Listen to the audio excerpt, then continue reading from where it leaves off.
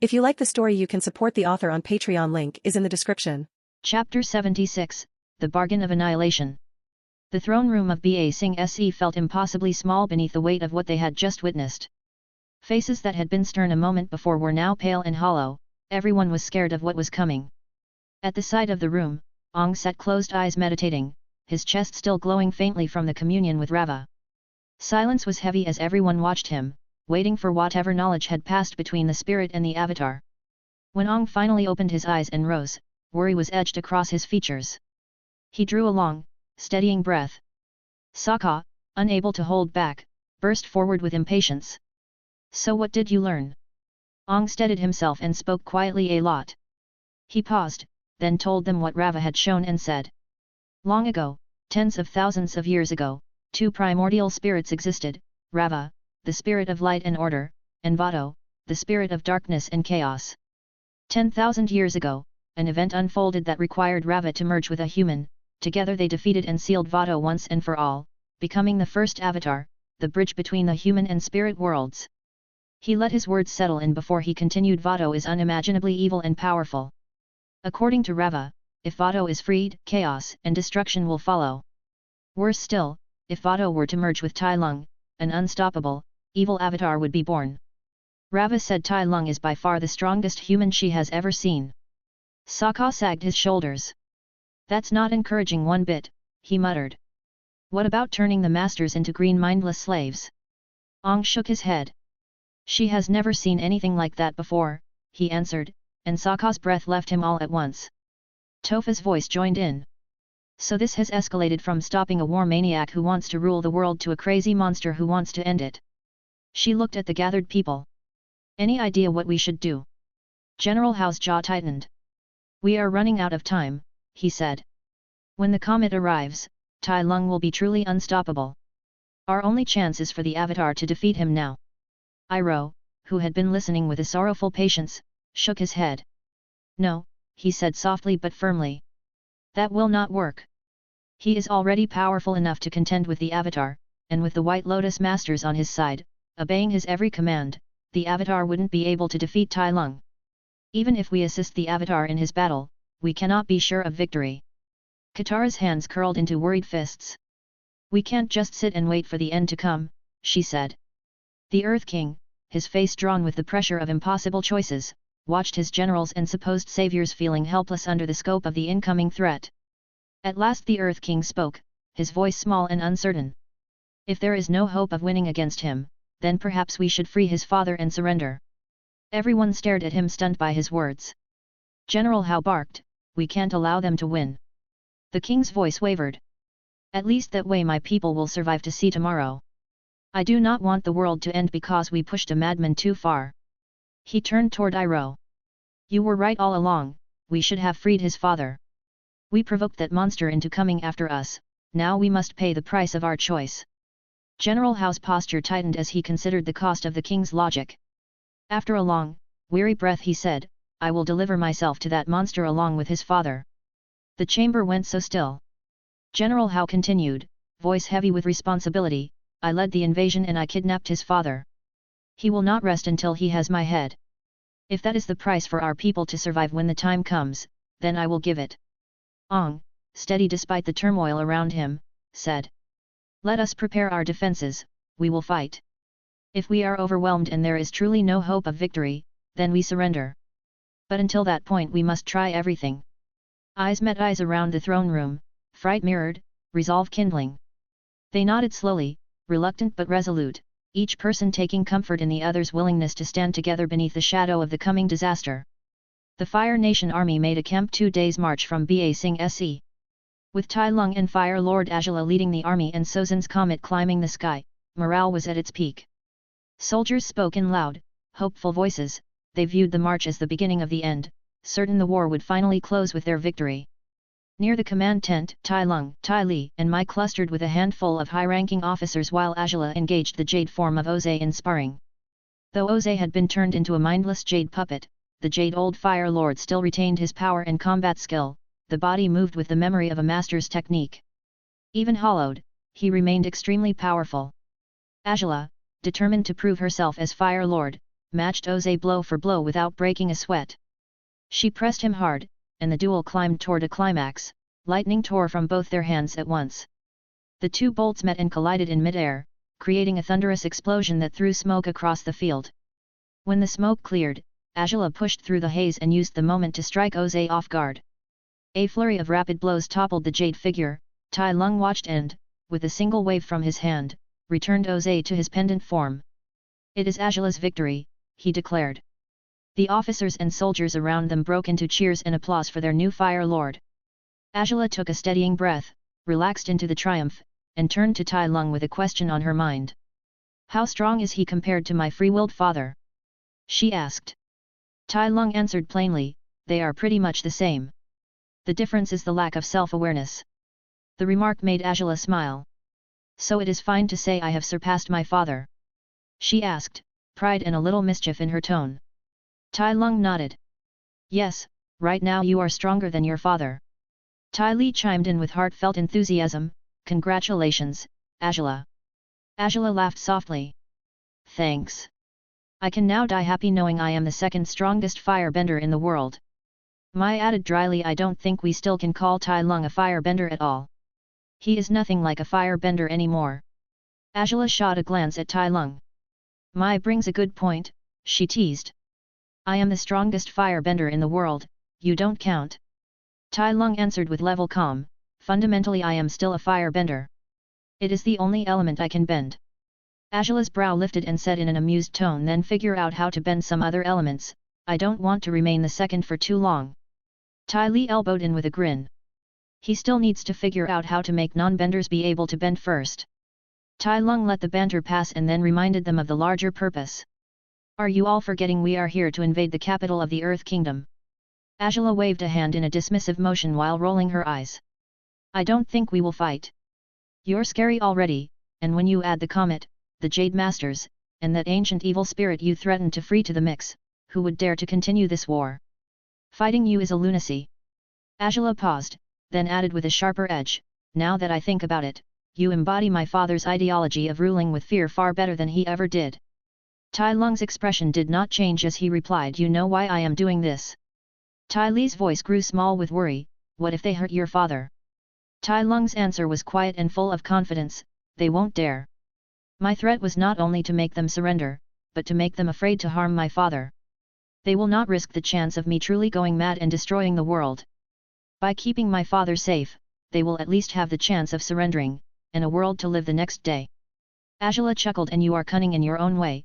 They think this is about only freeing Admiral Lung and winning the war after their failed invasion. They won't expect what is your true goal besides saving your father." Tai Lung and the other girls smiled. Chapter 77, The Start of the Invasion. The Fire Nation army reached the outskirts of Ba Sing Se under a sky streaked with the comet's tail. Sozan's comet passes once every 100 years, allowing the firebenders everywhere to experience a rare surge of power. Tai Lung stood at the forefront of the army with Angela, Tai Li, and Mai at his side. Angela's eyes shone, she lifted a hand and a great flame erupted in her palm. "The comet has arrived," she said, a satisfied laugh threaded through her words. "My fire has never been stronger." She tried to form a small controlled spark only to watch the flame swell on its own, growing far larger than she'd intended.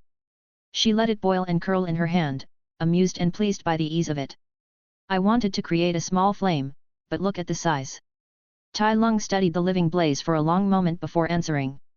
"The comet's arrival brought with it a great qi," he observed. "It is filling the world around us. When you ignite fire, that qi is injected into the flame, making it more than 10 times more powerful." Tai Li asked, "Why is that?" Tai Lung shook his head once. "I don't know." He sounded thoughtful. "This is the first time I am seeing this. The qi is selective, it empowers fire only. The comet doesn't feel like a spirit the way the moon does." He frowned, eyes narrowing as he considered a hypothesis aloud. Could it be that this is a spirit traveling along the comet, affecting an area much like the fog in the spirit world? "My cut, and do you forget where we are? We were about to invade Ba Sing Se, remember?" She exhaled. Tai Lung gave a short chuckle. "No hurry," he said. "We have enough time." Tai Li asked again. "Do you think they will surrender?"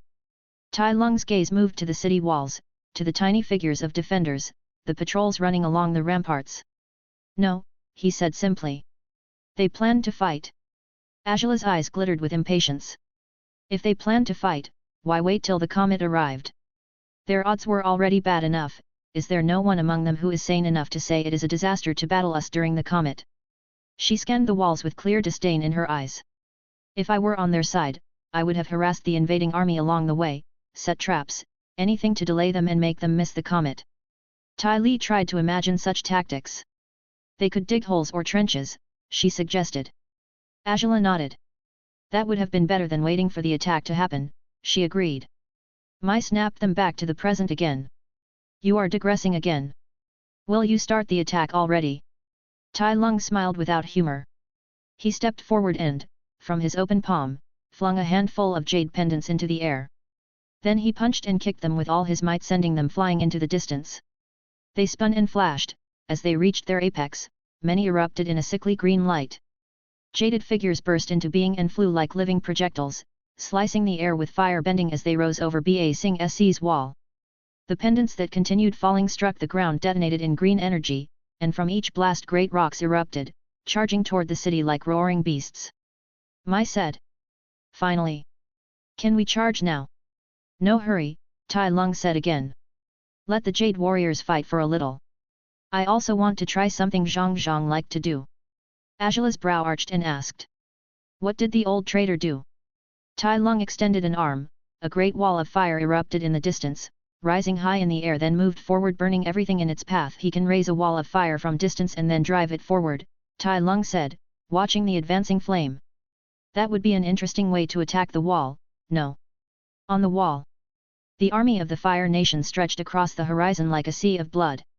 On top of Ba Sing Se's massive outer wall, the Avatar, Sokka, Iroh, Zuko, and the Earth Kingdom's defenders stood in grim silence, watching. The air was heavy, oppressive, with the glow of Sozin's comet streaking high above. They knew its fiery presence was going to empower every flame the fire army ignited.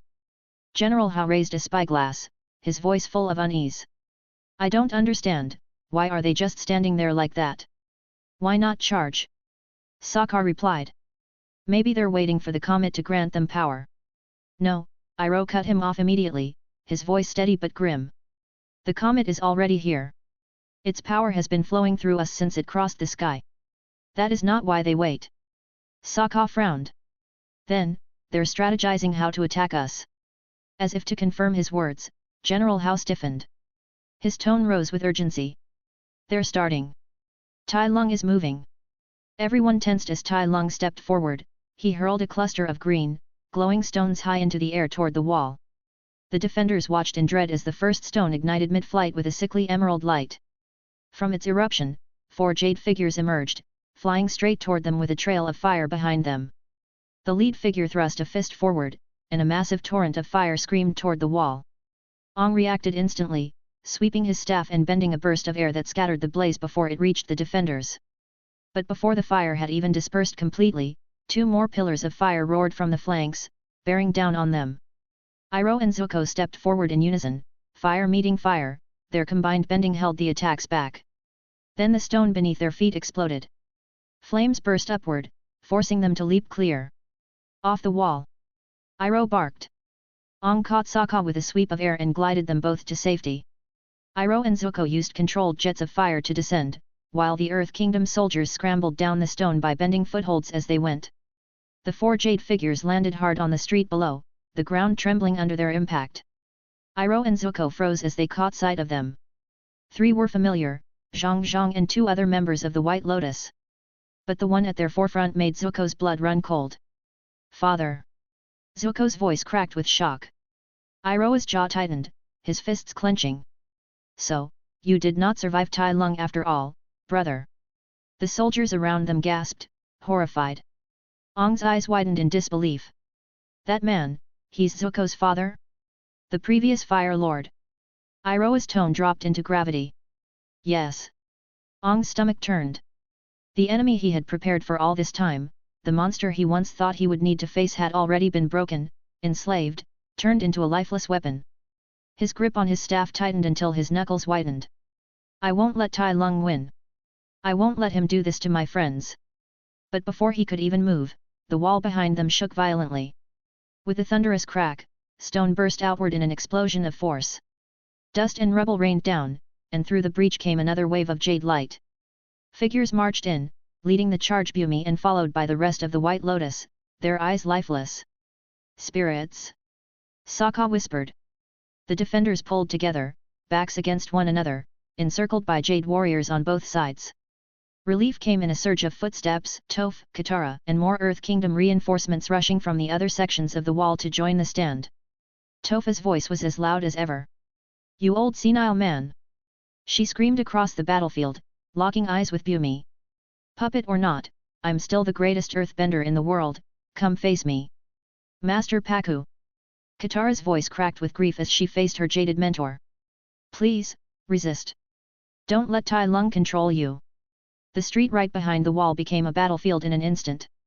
Iroh stepped forward to meet Ozai, fire already curling around his fists. Zuko squared himself against Zhang Zhang, his eyes blazing with equal parts rage and sorrow. Katara lifted her arms, water already swirling, as she met Pakku's relentless attacks. Toph bent her knees, stone trembling under her bare feet, ready to clash with the oldest Earth King. And at the center of it all, Aang, Sokka, and the gathered soldiers braced themselves as the rest of the White Lotus Jade Warriors pressed in. The battle to defend Ba Sing Se had begun. Chapter 78, The Surrender. The Jade Masters moved as one, attacking all their enemies at the same time. Their eyes glowed faintly green under the comet's fiery light, each strike stripped of mercy, each motion stripped of hesitation. Iroh faced his brother. Ozai moved like a storm, fire bursting from his fists in roaring waves, his jade-bound body moving with the same vigor he had in his normal state. Even if Iroh didn't see eye to eye with his brother, Iroh's heart twisted at the sight nonetheless. "Brother!" he muttered, before bracing himself and answering fire with fire. Their attacks clashed, comet-fueled flames devouring the air. The sheer power of the two forced everyone away from them. Zuko engaged Zhang Zhang.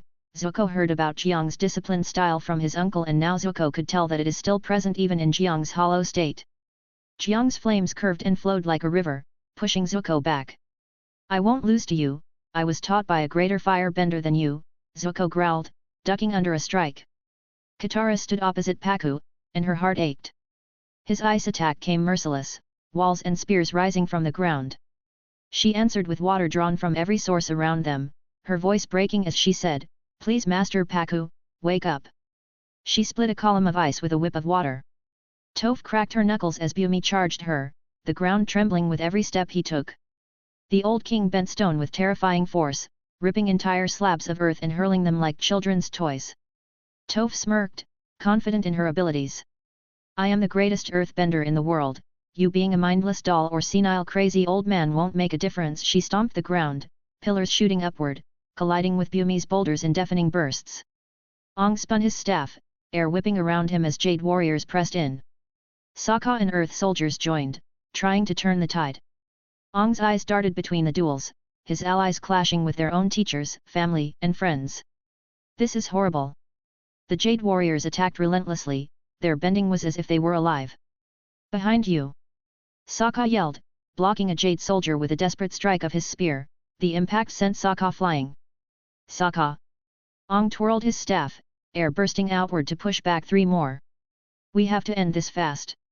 he shouted. At that moment, Iroh was driven to one knee by Ozai's relentless assault. Fire licked his arms and singed his robes. Still, Iroh rose, eyes blazing. "You may not have been a kind soul, brother, but I won't allow you to be used like this." His fire roared outward, a dragon's breath that pushed Ozai back. Zuko stumbled, his arms burned from Zhang Jiang's strikes. But instead of falling, Zuko performed a rotation from the group, sending waves of fire at Zhang Jiang, causing the old man to jump back. Katara's voice grew hoarse as she clashed with Pakku. "You told me you found Gran to start a new life with her, that you will go back to her once this is over. Please remember who you are." Toph's clash with Bumi was the second most destructive after Iroh and Ozai. It was as if it shook the city itself. The ground split and buckled, buildings collapsing as the two greatest earthbenders alive hurled the world at each other. "You're tough, old man, I will give you that," Toph gritted out, sweat running down her brow, "but I'm tougher." She slammed her foot, creating a canyon between them. Still, the Jade Masters kept fighting tirelessly, and kept pressing fearlessly. But the battleground froze when a low rumble shook the earth.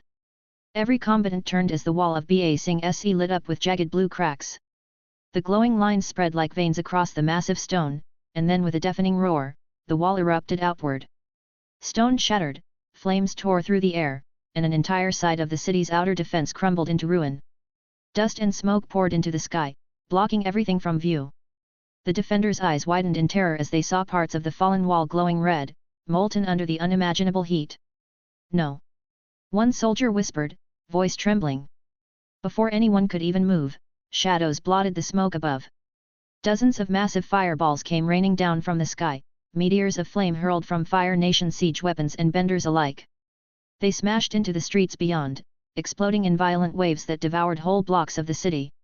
Ong spread his arms wide and spun his staff, a powerful gust of air blasting the dust and smoke away. His heart sank at the sight revealed. Fire Nation catapults had already rolled up to the ruined wall. Airships loomed overhead, blotting the sky. And at the front of the advancing army, walking with unshakable calm, was Tai Lung. The Avatar's stomach twisted. They were already struggling against the Jade Masters. Now the wall was gone, the Fire Nation army, unstoppable even on a normal day, was marching with the comet blazing above them. And worse than all of that, Tai Lung had come. Ong's fingers twitched near his staff. Should I go into the Avatar state now? The thought pounded in his mind. But the truth gnawed at him, he wasn't ready. He still hadn't fully mastered firebending. The comet empowered Tai Lung beyond imagination. Can I even win? Tai Lung smiled as he approached, his voice carrying easily across the battlefield. I gave you a chance to surrender. But you chose war. Tell me, what did you hope to achieve with the comet in the sky? Even without me, Azula and the rest of the army could have toppled this city. General Hao stepped forward, his face pale but resolute. We will defend our homes until the very end. Tai Lung's eyes narrowed. You could have avoided all of this had you surrendered and freed my father. We would have not needed to attack the city and cause so much destruction. You can do it now of course and no further harm will touch the city. His smile grew colder, or we can continue and burn it all to ash if you wish. General Hao's jaw tightened. As if we would believe your words. Tai Lung chuckled, gesturing toward the shattered wall. I just destroyed your great pride, your outer wall. What do you think will happen if I unleash that same fire on your homes? On your families? The general's face went pale. I am a kind man, Tai Lung added mockingly. So I will give you 10 seconds to decide. Surrender, or watch your world burn. Ong stepped forward, fists clenched. We will never trust you. You killed and turned the White Lotus into slaves. Tai Lung's gaze locked on him. So, the Avatar wishes to fight me? If you think the only way you stop this army is by defeating me, then you are right. But do you really think you can win? Ong said nothing, but the look in his eyes spoke for him. Sokka suddenly barked out, if you've got guts, then face Ong one-on-one, after the comet passes. Let's see how great you are then. The silence that followed was heavy. Tai Lung tilted his head, amusement flickering across his face. I'm fine with that. But the Earth Kingdom must surrender. They will lay down their arms. Their leaders will be taken as prisoners of war. His voice rang across the ruined field. The Avatar will face me to the death after the comet. If I fall, the Fire Nation leaves Ba Sing Se. If the Avatar dies, well, you've already lost everything. A long silence stretched until General Hao finally spoke, his voice breaking. If you keep your words, we surrender. Gasps and murmurs erupted among the defenders. Even Ong spun toward him in shock. General Hao turned to the young Avatar, his face grim. There is no hope of victory now, not under the comet. But if you win, Avatar, there will still be hope to restore balance to the world. I have already discussed this possibility with the king. He raised his voice, addressing the soldiers behind him. All soldiers, lower your weapons. Let it be known, the Earth Kingdom surrenders. Weapons clattered to the ground, one by one. The sound echoed in the silence of defeat. Tai Lung said, I must say, this great invasion was anticlimactic. Tai Lung's gaze shifted back to Ong. Feel free to stay or leave, it doesn't matter. When you are ready, seek me out. His eyes then turned, sharp as blades, toward Iroh and Zuko. As for you two, you have much explaining to do. Especially about where you fit in the kidnapping of my father. Iroh stared silently at Tai Lung, then sighed while Zuko's eyes moved behind Tai Lung where Mai was staring daggers at him and Azula frowning. Chapter 79, Reunions and Questions. In the Earth Palace in Ba Sing Se, its grand conference, once a place where the Earth King and his top officers and generals planned their next moves with the help of the Avatar, it now served as the council room of the Fire Nation's conquerors. Tai Lung sat along with Azula, their eyes fixed on the weary man before him. Admiral Shulian Lung looked nothing like the strong proud admiral they knew. Weeks of captivity had left him gaunt, his clothes disheveled, his beard uneven, and a dull hollowness clinging to his eyes. But as he sat listening to his son recount all that had happened since his imprisonment, the removal of Fire Lord Oze, the rise of Azula, and the fall of Ba Sing Se in a single day, his shoulders straightened. A proud smile crept across his tired features. His son had come for him. His son had triumphed over the Earth Kingdom just for him. Azula lounged back in her chair with her usual grace, her fingers tapping lazily on the armrest. "You'll be pleased to know, Admiral," she said smoothly, "that the Earth King and his top generals are now in prison. They'll taste the same hospitality you endured." Her smile sharpened as her ember eyes flicked toward Tai Lung. "I should add, Uncle Iroh was here in Ba Sing Se as well. He may have known about our enemy's plans and your imprisonment." Admiral Lung's proud smile faltered into a frown. "Where is he now?" he asked, his voice low. Tai Lung answered, "Under arrest. But I didn't send him to rot like the others. He's confined to one of the palace rooms. I thought you'd want to speak with him yourself, considering your past friendship." The Admiral's brows knitted together, then relaxed into a thoughtful nod. "Good. Very good." His eyes narrowed. "And Prince Zuko? Was he with him?" "Yes," Azula said sharply, her tone curling with contempt. "My dear brother never left Uncle's side, as one might expect. He's with Mai at the moment. She insisted on talking to him." Azula's lips thinned. "Personally, I consider both of them traitors who should be treated as such. But your son," her gaze flicked to Tai Lung with a trace of annoyance, "wouldn't allow it." Admiral Lung studied his son for a moment, then turned back to Azula. "Allow me to speak with General Iroh, Fire Lord." Azula waved her hand dismissively. "Do whatever you want." Rising gracefully to her feet, she smirked at Tai Lung.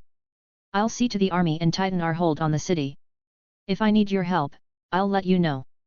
Tai Lung gave a curt nod, watching her stride out, before turning back to his father. For a long moment, the room was quiet. "Where is your fiancée?" Admiral Lung asked at last. "You told me she came with you." "She's with Mai," Tai Lung answered. "She was worried about her." The Admiral's expression softened. He walked around the table, his roughened hand landing on Tai Lung's shoulder. "I am proud of you, my son." Tai Lung's mouth curved into a smile. "Glad you're safe, father." "Come," Admiral Lung said after a moment, "let us meet with General Iroh." And together, they left the conference chamber. Iroh sat on the edge of the bed, in one of the Earth Palace chambers. It was a great room, spacious, hung with green banners trimmed in gold, the kind of place meant for important guests. Yet the Dragon of the West felt no peace here. His mind, heavy with grief, wandered restlessly back over the chaos of recent days. The Jade Masters weighed most heavily on him. He had seen much in his life, wars and conquests, cruelties and betrayals, all kinds of horrors brought by war, but never had he imagined something so foul. To take a person, to strip them of their will, their thought, their very self, and turn them into a puppet, it was an evil that chilled him to the marrow. The image of their lifeless, glassy eyes haunted him, a horror far beyond inflicting harms on the body. His heart ached as he thought of his companions in the White Lotus. Gone, all gone. Men who understood him, men who had the well of the world in their hearts, men he had trusted, wiped away like dust in the wind. Even his brother, for all his flaws, had been lost. Iroh's mind drifted further back, to the first time he had seen Tai Lung. A young boy then, training in fierce silence, his movements already sharp and honed beyond his years. A prodigy, Iroh had thought at once, the sort that appeared perhaps once in 1,000 years. And the years that followed had proven it true. Tai Lung's rise was nothing less than meteoric, his power beyond what the Fire Nation had ever known. In all the long, blazing history of firebenders, none shone brighter. And yet, brilliance often casts long shadows. After the assassination attempt all those years ago, Iroh had begun to fear him. The violence, the sheer destructive potential, had seemed too great. Tai Lung could be a danger to the balance of the world itself. But then came the invasion of the North Pole, when Tai Lung had acted with restraint, with care. He had healed the moon spirit, fought not to ravage but to defend his retreating people. When Iroh listened to Tai Lung's thoughts afterward, he felt comforted. A man who acted with such thoughtfulness could not be evil. Or so Iroh had told himself. Dangerous? Terrible when angered? Brutal when pushed too far? All yes, but not evil or mindlessly destructive. That was why, when Shulyan Lung had been taken captive, Iroh knew his old friend's son would come.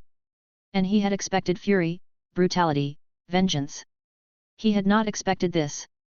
Not the Jade Masters. Not this vile invention. If he had known, if he had seen even a glimpse of the dark path Tai Lung would walk, Iroh might have raised his hand years ago. Might have tried to stop him before the seeds of this darkness had taken root. But the chance was gone. It's too late now. Tai Lung was unstoppable at this point. The soft creak of the door broke his thoughts. Iroh looked up, half expecting a guard, but froze at the sight of the two men entering. Admiral Shulyan Lung, thinner than he remembered, his proud face marked by captivity, stood tall beside his son, who walked quietly by his side. Iroh rose at once, his lips curling into a guilty smile. I am glad you are safe, Shulyan. The Admiral's eyes narrowed. I heard you've been in the Earth Kingdom all this time. I have one question, old friend. Did you know? Did you know of their plan to attack our home, and of my imprisonment? I was hiding with my nephew here in Ba Sing Se, Iroh answered. Disguised as refugees. I knew nothing of the attack until the army had already returned. Shulyan's gaze bore into him silently. As for your imprisonment, Iroh continued, I only heard of it once Tai Lung had begun his march on this city. And after hearing of it, the Admiral pressed, his voice lower, colder, you never thought of visiting. Iroh sighed, heavy as an old man's heart. I was only the Avatar's firebending teacher. They would not allow me to see you. They would not even tell me where you were kept. I tried to persuade them to release you, I truly did, but they would not listen. He fell silent for a moment, then added softly, I swear this is the truth. For a long breath, the Admiral studied him. Then, at last, his face eased into a small smile. For a moment, I was worried you had betrayed our nation, and forgotten we were friends. Relief warmed Iroh's tired face as he returned the smile. I did betray our nation, he said simply. But never forget my friends. From behind, Tai Lung's voice cut in. I don't know why I expected something more violent between you two, maybe some resentment. But I suppose this is good enough. Iroh's gaze fixed on him. You have won the war, Tai Lung. You have freed your father. Please, let the dead rest now. One of Tai Lung's brows arched. Are you speaking of the Jade soldiers? Iroh nodded, his expression grave. You have used them enough. Do not dishonor them further. A slow, amused smile curled Tai Lung's lips. His golden eyes glinted. Who told you they are dead? The Admiral became confused and asked, what are you two talking about? Tai Lung answered, a while ago, I went to the spirit world, and after a few things happened there, I learned from a greedy yak how to turn masters into Jade soldiers. The target's body becomes encased in Jade, and they become an extension of my will. I can control them, use them to fight, and they retain all their strength and skills. The Admiral's face became full of shock. How could something like that exist? And you used that in this invasion? Tai Lung with an amused tone. Yes. I turned a group of masters from all nations into Jade soldiers and made them attack the city. They alone almost broke the defenders' will. And, well, this technique comes from a different world, literally. Shu Lian kept staring at his son as if he had just heard the most absurd thing in the world. I can show you later, Tai Lung added with a smile. Iroh asked what mattered most to him. Are they truly still alive? Tai Lung nodded. They're just in a deep slumber. I'll release them when I'm done. Iroh let out a quiet breath of relief but pressed further. Done with what exactly? Tai Lung smiled faintly. I've finally decided what I want to do with my life. And for it to work, I need the world to be in peace and balance. The answer left Iroh with more questions. Chapter 80, Between Peace and Fire. It had been a week since Sozan's comet blazed across the sky and sealed the fate of the Earth Kingdom. The walls of Ba Sing Se, once thought impenetrable, lay in ruin. Its king and leaders had been thrown into prison, while Fire Nation officers prowled the vast palace halls where the Earth King and his people had once lived. Outside, the great army of the Fire Nation still surrounded the city, a reminder that Ba Sing Se had fallen. Yet to everyone's astonishment, life inside the city carried on as though nothing had changed. Under Azula's orders, the soldiers kept their distance from the people. Shops opened as usual, markets bustled, and daily life returned to the streets. The Dai Li and Earth Kingdom guards still patrolled, managing the city much as before. In exchange for this strange freedom, however, Azula's decree was clear: the citizens were not to raise a hand against Fire Nation soldiers.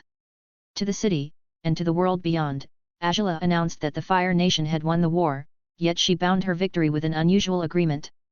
By the terms spoken between Tai Lung and the Avatar, once the Avatar was ready, he would face Tai Lung in single combat. Should the Avatar triumph, the Fire Nation would withdraw. The proclamation baffled both the Fire Nation's soldiers and the Earth Kingdom citizens alike. But in its wake came a fragile peace. Past the initial shock, the Fire Nation soldiers put their complete faith in their nation's champion, Tai Lung, and the great Fire Lord, Azula. Similarly, the people of the Earth Kingdom clung to their faith in the Avatar. Was it not his destiny to restore balance? Surely, he would not fail. Ong remained in Ba Sing Se with his companions. True to Tai Lung's words, the Fire Nation left them undisturbed. And so the boy Avatar gained something priceless: time. Time to master firebending. Under Iroha's watchful eye, he practiced relentlessly, often sparring with Zuko, fire against fire, until sweat poured down his face. Katara, Sokka, and Toph would linger nearby, watching him with a mixture of concern and hope. There was a fierce urgency in Iroha's teaching, which everyone could see. The wise old man feared for Ong's life. After a long day, as Ong collapsed to the ground, chest heaving, Iroha's voice came: "Rest for 2 hours, Avatar. Then we continue." Katara rushed to Ong's side. "He's been training non-stop for the past week. This isn't healthy. Tai Lung hasn't even given him a deadline, why push him so hard?" Iroha's eyes darkened. "Because every moment matters. His opponent is Tai Lung. And we don't know what Tai Lung is doing now. For all we know, he grows stronger by the day, inventing techniques or learning some strange evil art from somewhere." His words were enough to silence Katara. Recalling the Jade Masters was enough to instill terror in any of them. In their eyes, he was already a near unstoppable monster, and the thought of Tai Lung developing or learning something else, growing even stronger, was a true nightmare. Iroha's mind wandered back to the conversation he had shared with Tai Lung after the comet. The young warrior had spoken with terrifying certainty. He had not revealed his full intentions, but he had spoken of a new order. He had said, with unshakable conviction, that the current symbol of balance must fall. The Avatar must be destroyed. Iroha had argued then, anger and sorrow in his voice. That is chaos, not balance. But Tai Lung had dismissed him with a cold smile. What you call balance today was not the balance 10,000 years ago, and it will not be the balance 10,000 years from now. Balance is not eternal, it is ever-changing like anything else in life. The words haunted Iroha still. Whatever Tai Lung wanted, it would destroy the balance of the world as they know it. Even if he wanted to keep an open mind and accept change, to risk the balance of the world like this based on the intention of a single person was completely unacceptable. More so, Iroha suspected Tai Lung's goal was truly to crown the Fire Nation as the sole keeper of order in the world. If that was the case, then Tai Lung was about to make a terrible mistake, and the future would be darker than just the Fire Nation winning the war today. And so, with what little he knew, the old general steeled himself for the worst possibilities, eyes falling upon the exhausted boy before him. The only hope of defeating Tai Lung and ending his madness was the Avatar. Azula sat lazily upon the Earth King's throne. Officers knelt before her one by one, delivering reports that all carried the same message: no sign of resistance, no hint of rebellion. Even a week after the fall of the Earth Kingdom, Ba Sing Se remained calm. And why wouldn't it? Azula mused, drumming her slender fingers against the arm of the throne. The city had been promised a strange kind of freedom, no interference in their daily lives, no forced occupation pressing down upon them. Their fate was left hanging on a single duel, the Avatar against Tai Lung. Why risk fighting when your supposed savior was preparing to do it in your place? Human nature, Azula thought with a faint curl of her lip, was pathetic. When spared immediate suffering, people were quick to cling to the illusion of safety. Why bother resisting if someone else could be the shield? Why risk their own comfort when faith in another's sacrifice would suffice? It made ruling easier, yes, but there was something distasteful about it too. To surrender one's fate so helplessly, it disgusted her. Her thoughts broke when a soldier entered, bowing low. "Fire Lord, Prince Zuko asks for an audience." Azula took a deep breath. "Let him in," she said coolly. The soldier bowed again and retreated. Moments later, Zuko stepped into the throne room, clad in simple Earth Kingdom garb. His scarred face pointed toward her, but his eyes flicked briefly to the row of Jade Masters standing like lifeless statues along the wall. There, among them, stood Ozai, his father. Azula smiled and said mockingly, "The heartless Zuko comes at last to visit his only little sister. What took you so long?" But Zuko did not rise to her words. His voice was low. "I always knew you were cruel and twisted, Azula. But to let your own father be treated like that, you've gone too far." Her smile slipped. "What are you here for, Zuko?" she asked, her tone suddenly flat. Zuko's fists tightened at his sides. "I want the truth. What really happened back home? Was your mission to capture me and uncle another one of your lies? Why does it matter?" Azula replied, feigning indifference. "You've built yourself a life here, haven't you? You seem to be thriving." Zuko's voice grew sharp. "Thriving? I was banished from my home for over 2 years, hunted by you, branded a traitor. Was this your plan all along?" Azula studied him, her ember eyes cool, calculating. At last, she spoke softly, "You've already decided what to believe, haven't you?" She paused, then continued, her words surprising even herself. "After I learned what a vile man our father truly was, I thought perhaps we could put aside the past, start anew. But then Mai told me you'd settled here, that you even had the luxury of a lover. I knew then it would be difficult to go back." She sighed, a rare crack in her composure. "You blame me for everything now that father is gone. Perhaps it's for the best that you don't return." Zuko glared. "What's that supposed to mean?" "It means," Azula said, voice sharp as a knife, "that as Fire Lord, I order your banishment to continue. You are not permitted to come back and I strip you of your status as a prince." For a moment, silence hung between them. Zuko's fists trembled, but he turned without a word, striding for the doors. "I truly hope you find a fulfilling life," Azula called after him, her voice softer. "And, for what it's worth, I am sorry, Zuko." Zuko halted, his shoulders stiffening. He did not turn back. He walked on, disappearing beyond the doors. From the side entrance, Tai Li slipped in, her light steps making no sound until she spoke. "You were too heartless. You could have explained yourself to him." Azula leaned back against the throne, her gaze lingering on the empty doorway. "He's conflicted, angry, and with no one else to blame. He's placing it all on me now. Better he stay away and forget than staying nearby and let his hate fester. And he has a lover here now after all. Maybe one day, he will forget and forgive, then I can invite him back." Tai Li's face fell. "Poor Mai." She insisted on leaving Ba Sing Se when she heard that. "It was unfortunate," Azula admitted, her tone steady, though something flickered in her eyes. "But she will recover." Tai Li nodded slowly, then sighed. "Feels lonely now. Just the two of us." Mai preparing for Tai Lung's battle, Tai Lung himself went home with his father. Azula's lips curved into a smile. "Yes. Thank you for staying, Tai Li. I'll admit, I wouldn't be comfortable here alone. I'd be fearing for my life." Tai Li grinned brightly. "That's what friends are for. And let's be honest, Azula, no one around here can threaten your life. You'd just be bored out of your mind." A laugh, light and genuine, escaped Azula's lips. Chapter 81, The Unspoken Plan. The relative peace in Ba Sing Se and the rest of the world lingered for weeks. The city, though conquered, carried on with its life under the Fire Nation's shadow, as though the people had accepted that their fate no longer lay in their own hands. For Ong, that strange stillness brought both burden and comfort. He was growing stronger and more capable under Iroha's teaching, his firebending more controlled, his breathing steadier with each passing day. And despite the grueling hours of training, there were rare moments when he allowed himself to imagine that perhaps the world could find peace without another battle. He dreamed, if only for a heartbeat, that Tai Lung might simply step aside and the Fire Nation would retreat, their hunger for conquest finally sated. But reality arrived sooner than he wished. Visitors from the North Water tribe came to Ba Sing Se that morning. At their head walked Chief Arnook, flanked by a handful of guards. The moment they arrived, Arnook asked to see the Avatar, and the request reached Ong before the morning sun had risen high. The Avatar and his companions gathered quickly in one of the Earth Kingdom's smaller halls, now repurposed for their use. Arnook entered with a steady stride, his eyes taking in each of them in turn.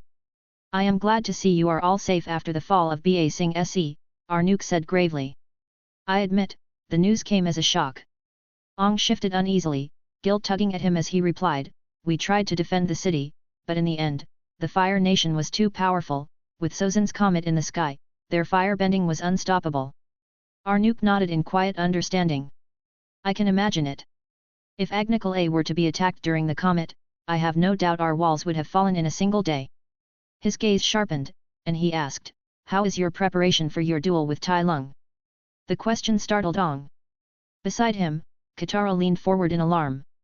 "You already knew about that? The rumors are traveling too fast." Arnook shook his head. "No rumor brought us here.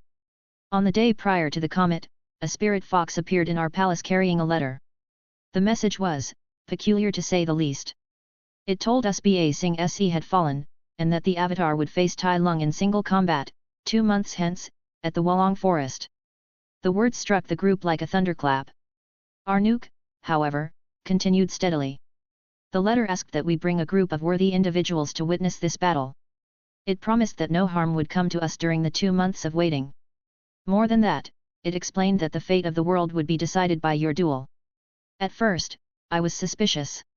We all were. Yet we sent letters to our contacts in the Earth Kingdom, and each reply confirmed the same." Silence fell over the room until Arnook broke it once more. "So here we are. We came to meet with you, to see for ourselves your state of mind, with less than a month left until the duel. We stand behind you, Avatar, and wish you a swift victory. We also came to meet with Fire Lord Azula. She will explain the changes that will follow, depending on whether Tai Lung triumphs, or you do." At that, Iroh, who had listened quietly until then, spoke. "If I may, Chief Arnook, you said you confirmed the news and the letter before you journeyed here. How, exactly, did you know the time and the place of this battle?" Arnook raised a brow at the question. "From the letter itself, as I said. And from the fact that every village and town we passed along the way was already speaking of it. They all know about the duel for peace." Iroh's eyes narrowed as though he were trying to solve a puzzle. Chief Arnook, who had been watching, glanced from him to the uneasy faces around the room. "What is wrong?" Arnook asked at last, suspicion filling his mind.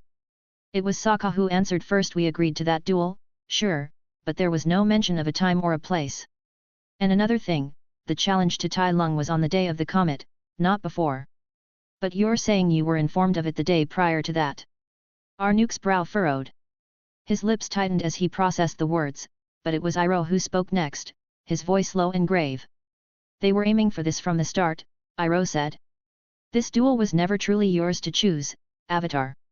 Even if no one had spoken up that day, they would have arranged it themselves." Toph scowled.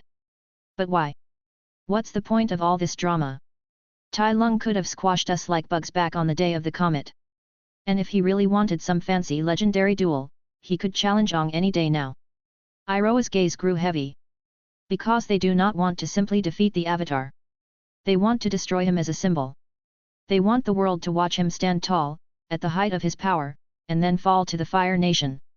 If the Avatar is defeated at his full power in a fair one-on-one battle, every last will to resist will crumble with him."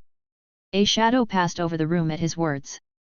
Zuko, who had sat in silence until now, finally raised his voice. "This way of thinking, of manipulating everything to send a message, it reeks of Azula. She's the one pulling the strings." Arnook's frown deepened. He turned to Ong, his voice firm but troubled. "Avatar Ong, how prepared are you? The Fire Nation may stoop to tricks. And the outcome of this duel, make no mistake, it will decide the future of us all." Ong straightened, drawing in a steady breath.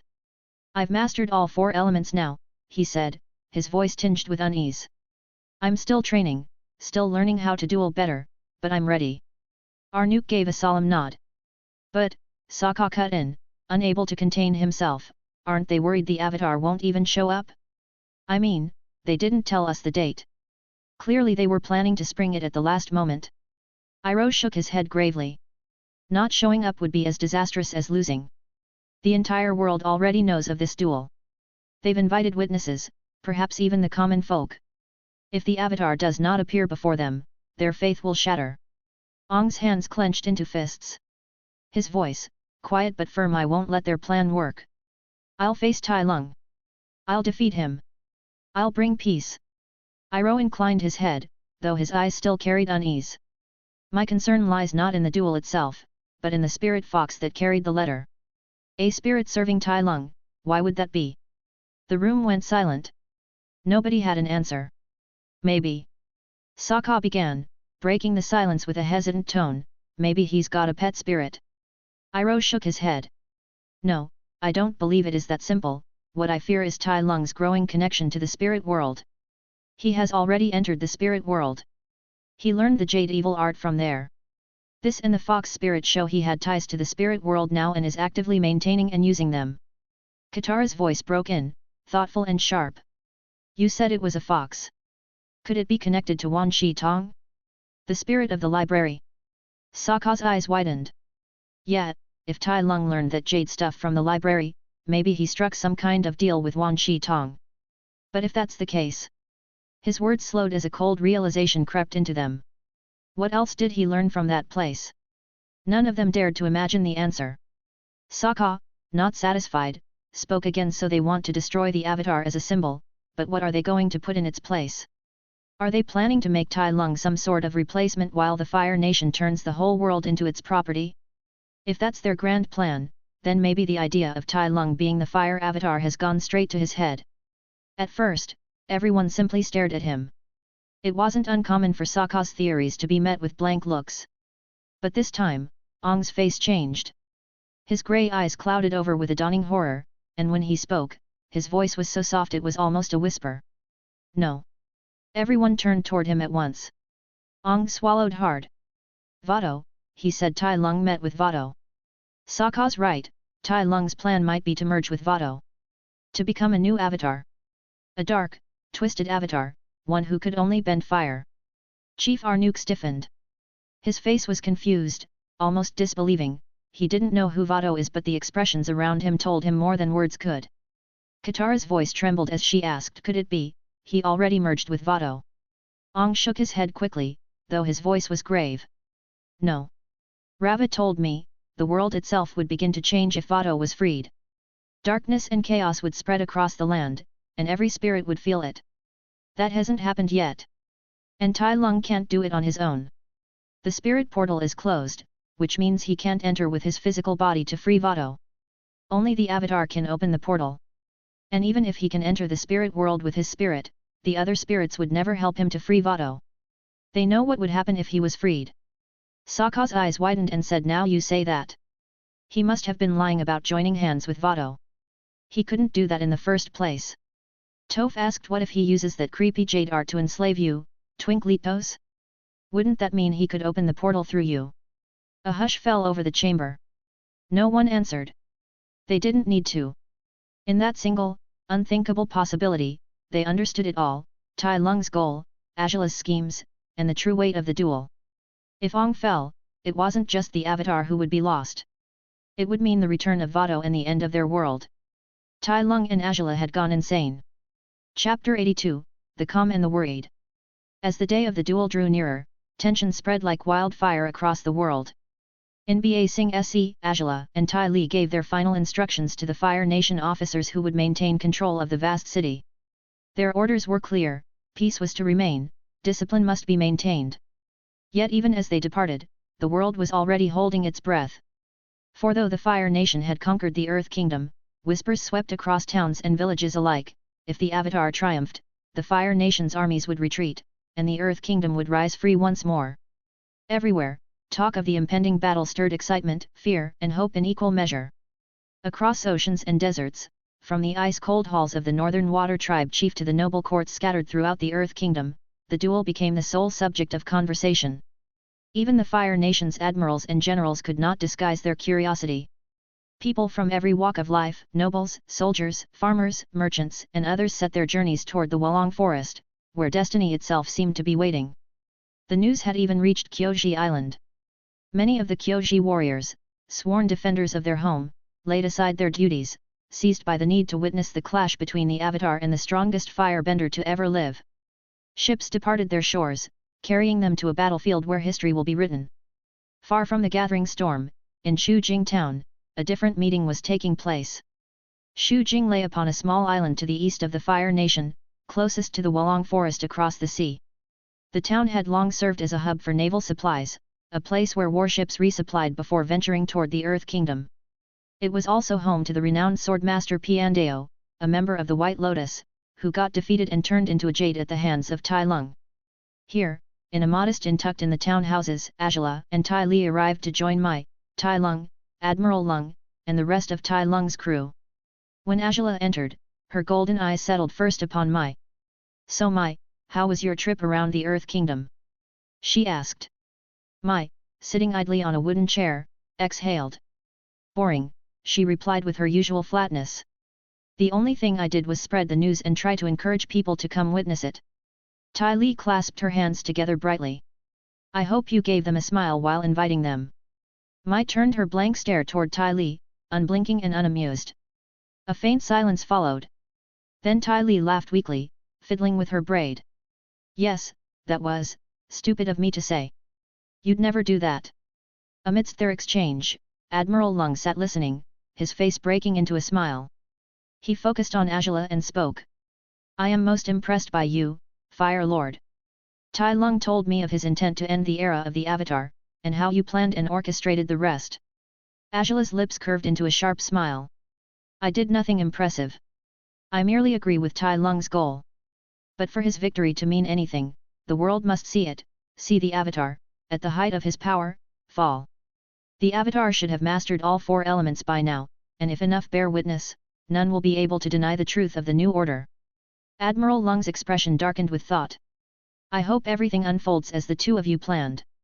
Tai Lung will face the Avatar at his supposed peak, this time he will be truly fighting the master of the four elements and the maintainer of world balance." "Tai Lung is confident," Angela replied without hesitation. "And so must we be. All that remains is to bear witness to the birth of the new order." Tai Li, a little restless, piped up while glancing around. "So, where is Tai Lung? I haven't seen him since we arrived." Admiral Lung chuckled, the sound low and tinged with disbelief. "He is writing scrolls to send to his spirit friend. Tuan Shidong? I thought he would wait on that till after the duel," Tai Li said with surprise. The Admiral replied with a wry smile. "That is what surprises you? For me, I still find it difficult to believe that my son ventured into the spirit world and befriended an ancient, powerful spirit there. But, it seems the impossible is no longer impossible, not where Tai Lung is concerned." Tai Li laughed at that while Angela and Mai just smiled amused. While Tai Lung's side sat in relative calm, Ong could not rest. The more he and his friends mulled over the enemy's intentions, the grimmer he grew. Tai Lung's goal weighed heavily on his shoulders, every hour sharpening the dreadful truth. This was not merely a battle to decide the fate of nations, but one to decide the nature of the world. Ong threw himself into his training with a fervor his companions had never seen before. His bending mastery of all four elements had been pushed to new heights, and yet his heart still pounded with unease. It was on the very day Angela and Tai Li departed from Ba Sing Se that something most unexpected occurred. Ong was mid-training session, sweat dripping from his brow as he bent a spiraling column of air around him, when a voice rang across the courtyard, cheerful, old, and he knew very well. "I am glad to see you are well, and training hard." Ong froze. His hands faltered, the wind dissolved, and he spun toward the sound. Standing there, a crooked grin plastered across his wrinkled face, was King Bumi. And behind him stood the members of the White Lotus. Ong's eyes widened. His chest lurched. With a cry he darted forward, flinging his arms around Bumi. "You're okay?" Bumi laughed, patting Ong's back with unexpected gentleness. Yes, I'm perfectly fine. Tai Lung didn't harm us at all. To be honest, I don't even know how we arrived in Ba Sing Se. That fiery princess, or fire lord now, didn't explain it, only told us that we were free to go and that we should come watch your fight against Tai Lung soon. The others came running. Master Paku! Katara exclaimed, her voice breaking with relief. You're free. Iroh spread his arms warmly. I am glad to see you are safe, my friends. Bumi's crooked grin widened as he peered around at their bewildered faces. So, what did we miss? Sokka stepped forward, arms crossed, eyebrows raised. Don't you remember anything? Bumi's smile faltered, and he rubbed his chin. The last thing we recall, Tai Lung attacked us. Chi blocked us, one after another, then a green glow surrounded us. We've been asleep since then. A silence fell over the group. Even the air seemed to still. At last Sokka muttered, you'll find it hard to believe what he did to you. And so, they told it all, what they were trained into, the invasion, Tai Lung's unfathomable plans and the weight of the duel that loomed ahead. When the tale was finished, Bumi and the other members of the White Lotus stood grave and pale, their usual composure and warmth replaced by heavy silence. Bumi bowed his head. His voice came low and weak. I never thought such a thing was possible. I am sorry, Ong. I insisted on trying to ambush him. Not only did it fail, but it made everything worse for you and for the world. His eyes slid to Iroh, filled with regret. You were right. We shouldn't have antagonized him. De-escalation and calling for peace, that was our best chance. Iroh sighed, his face shadowed with sorrow. What's done is done. And truth be told, after learning Tai Lung planned this duel with Ong all along, I fear peace was never an option. Bumi turned back to Ong. His old eyes, usually sparkling with mischief, now shone with rare earnestness. You are up against a difficult opponent, Ong. But I know you will triumph. You are the Avatar. With all four elements at your command, no matter how strong Tai Lung is, you are still the strongest. Ong straightened, his hands trembling slightly, but his eyes determined. I will not let him win, he said. No matter the cost. Bumi smiled his crooked smile again. Then we, the White Lotus, shall bear witness to your victory. But we should be on our way, after all, not everyone has a flying bison at their disposal. There was laughter at that, short, faint, but genuine. Iroh, you are coming with us? Paku asked. Iroh nodded and said yes, I have nothing else to teach the Avatar. Ong spoke up. Thanks for all the help. Iroh smiled. It was my duty and I enjoyed teaching you, I am looking forward to your victory. Ong stood watching as Bumi, Iroh and the others departed. Ong drew in a slow breath. Their arrival, their faith in him, had renewed him, steeled his conventions. The fear still lingered, yes, but so did determination. The world was waiting. And Ong could not, would not, let it down. He is going to defeat Tai Lung and bring true peace at last. Chapter 83, The Beginning of the End. The Wolong Forest was unlike any other place in the Earth Kingdom. Situated on the far western coast, the land stretched endlessly into towering stone columns, hundreds upon hundreds of them rising into the sky like giant trees made of rocks, hence the name. Between those colossal pillars ran winding streams of water, weaving intersected paths as if nature itself had etched veins into the earth. Atop one of these rock columns, far above the paths below, Tai Lung stood in silence. His arms folded, he seemed an unmoving statue against the backdrop of stone and sea. Gone was his Fire Nation armor, instead he wore simple civilian clothes. His golden eyes, sharp and steady, drifted eastward. There, at the horizon, a vast cliff stretched wide, running in parallel to the forest of rocks below. And along that cliff, the audience gathered from every corner of the Earth Kingdom, from the icy waters of the north to the Isles of Flame in the Fire Nation, they had come, thousands gathered at the stony edge of the Wolong Forest, their faces alight with curiosity, dread, or expectation. Nobles and generals, chieftains and peasants alike, their forms darkened by distance, yet countless eyes were fixed on the columns. The duel had drawn them from every corner of the world. Everything was in place. All that remained was the Avatar. Yet among them, one thing was clear, nearly half bore the red and black of the Fire Nation. And at their head, regal and composed, stood Fire Lord Azula. Flanked on either side by her companions, Mai and Tai Li. Azula carried herself with a poise that left no doubt who commanded these people. Beside her stood Admiral Lung, his eyes trained at his son's figure in the distance. It was then that Suki, leading her Kyoji warriors in their green uniform and unique face makeup, caught sight of the three girls. The sight made her hesitate, but only for a breath before leading her group toward them. Tai Li was the first to spot them. With a delighted squeal, she bounded forward, closing the distance in a heartbeat, and threw her arms around Suki and the two nearest Kyoji warriors in one enormous hug. "It's been forever," Tai Li chirped, beaming at them as though this were a festival rather than the eve of a duel. "How have you been? I didn't expect to see you here." Suki smiled, her eyes never leaving Tai Li's. "The news of this battle reached even our island. We came to witness it, the true avatar against the fire avatar." Tai Li leaned back with a grin, her eyes sparkling. "Tai will win. No doubt about it." Suki's lips curved faintly, though the confidence in her tone didn't falter. "Not to break your hopes, but the avatar has supposedly mastered all 4 elements. That means his strength is now on par with Avatar Kyoshi. So?" Tai Li tilted her head, almost playful. "Tai is still stronger." Suki straightened, her jaw tightening. "Avatar Kyoshi is invincible." "Because Tai wasn't born during her era," Tai Li replied without hesitation, her voice so sure that even the other Kyoji warriors glanced uneasily at one another. At that moment, Angela and Mai drifted closer, the Fire Lord's sharp eyes lingering on Suki. "Nice to see you are all doing well," Angela said coolly. Suki gave an acknowledging nod. "Fire Lord Angela. I didn't think you'd become Fire Lord so quickly." Angela arched her brow, amused. "You thought I would become the Fire Lord?" Suki nodded. "When you eventually defeat your father, yes. I just didn't think it would be this soon." Angela gave a soft shrug, her tone as casual as her words were sharp. "Tai Lung was furious with my dear father. That hastened the process." One of the Kyoji girls behind Suki turned to point toward the rear, where a group of chained men stood under heavy guard of Fire Nation soldiers.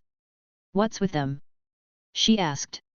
Mai's expression hardly shifted as she answered. "The Earth King and his high officers.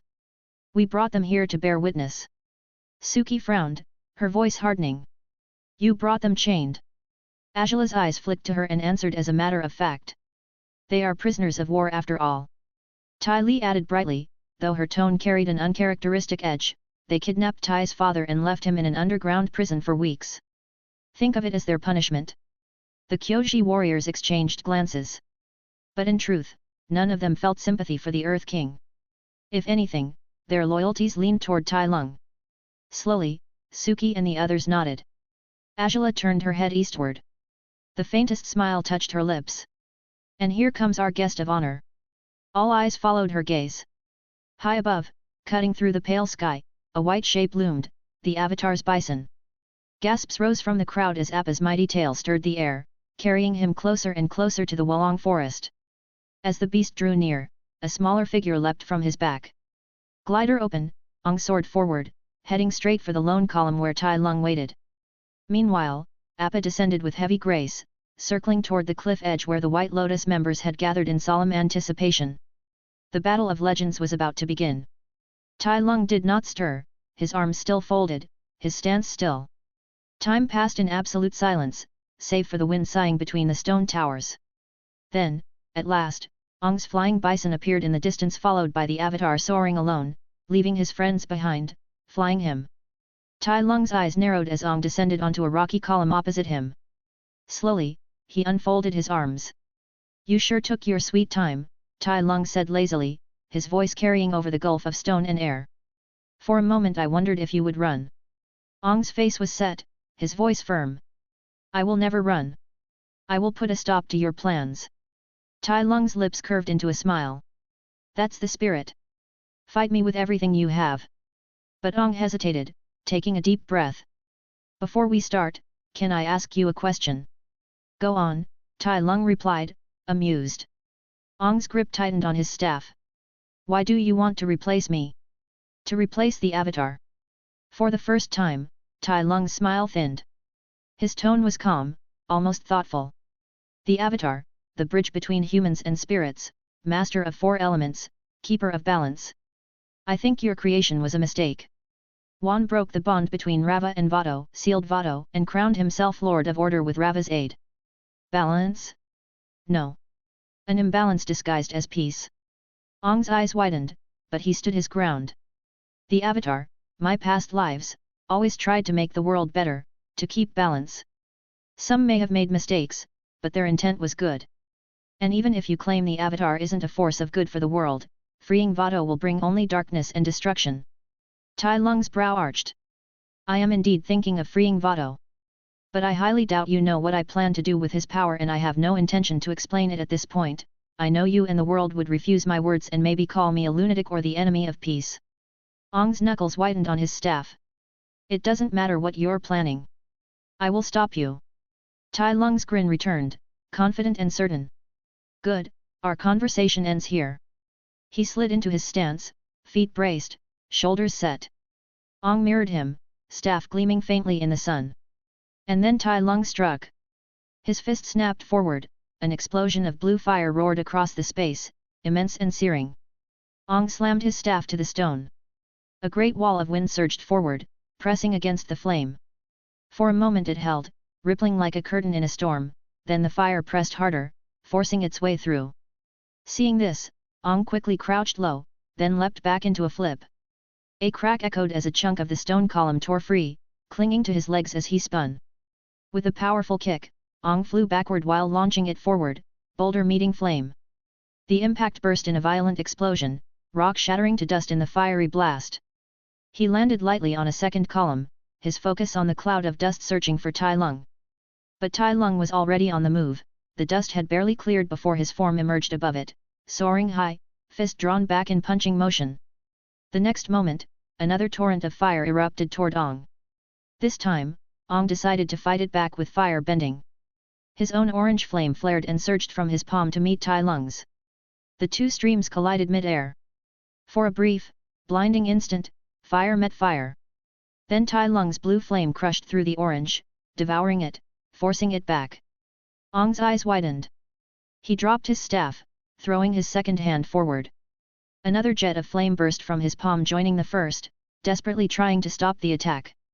It wasn't enough to overcome Tai Lung's, but it was enough to shift the tide of flame, angling the inferno just enough to roar past him, scorching the stone instead of flesh. Ong breathed a sigh of relief before looking at Tai Lung, who landed on a nearby column with a confident smile. Ong knew this was going to be a difficult battle. Chapter 84, The Avatar States Full Might. Tai Lung's golden eyes never left the avatar, gleaming with a predator's hunger. I was right, he said, voice low and full of certainty. With every element you master, your chi grows stronger. Your chi is much greater than before, at least a few times. It makes me wonder. His smile widened, dangerous. How strong your avatar state must be now. Ong said nothing. He only stared, chest rising and falling with measured breaths, every muscle taut, waiting for Tai Lung to make the next move. Tai Lung did not mind his silence. He lunged forward, both arms stabbing out like spears. Fire erupted from his fists, it was more powerful than before, a searing tidal wave, a dozen times more massive than his attack earlier. Ong's eyes narrowed. He spread his arms wide, palms straining against the air before clenching his fists with all his might. In a grinding loud rock of stone, two enormous rock columns tore themselves from the earth at his sides. He quickly brought his fists together, and with them, the two columns smashed together before him, fusing into a single towering wall. The inferno slammed into the rock face, firelight spilling around its edges, but the avatar's barrier held. Drawing a steadying breath, Ong thrust both fists forward. The monolithic wall shuddered, then shot across the ground like a battering ram aimed straight at Tai Lung. Seeing the incoming massive rock, Tai Lung soared aloft in an instant, a trail of fire flaring from his feet as he rose above the onrushing rock. Glancing down, he let loose another torrent of blazing fire, searing downward toward the avatars. Ong's arms spun, wheeling in circles like a watermill. Below, the river surged upward in a towering column to meet the flames. At the same time, he inhaled sharply, then exhaled a gale of air following the path of water. The three elements collided mid-air, a blinding eruption of steam exploding outward and clouding the battlefield in a choking white veil. Ong stared at the fog, looking for traces of Tai Lung. The next moment, Ong's eyes widened as Tai Lung burst from the fog like an arrow, his fist ablaze with eerie blue fire. Ong leapt back just in time, the attack missing him by inches. Tai Lung's fist slammed into the column where Ong stood with a deafening crack. Jagged azure fissures spread outward in an instant, glowing like veins of lightning, before the entire stone burst apart from within, shattered utterly by the force. Still airborne, Ong swept one hand, summoning another pillar of water from below. With a second motion, he hurled it forward, a glistening serpent rushing toward Tai Lung as he fell. But Tai Lung merely flicked his arm upward. A roaring wall of fire surged from the ground upward to clash against the water. Steam hissed violently, flooding the air once again.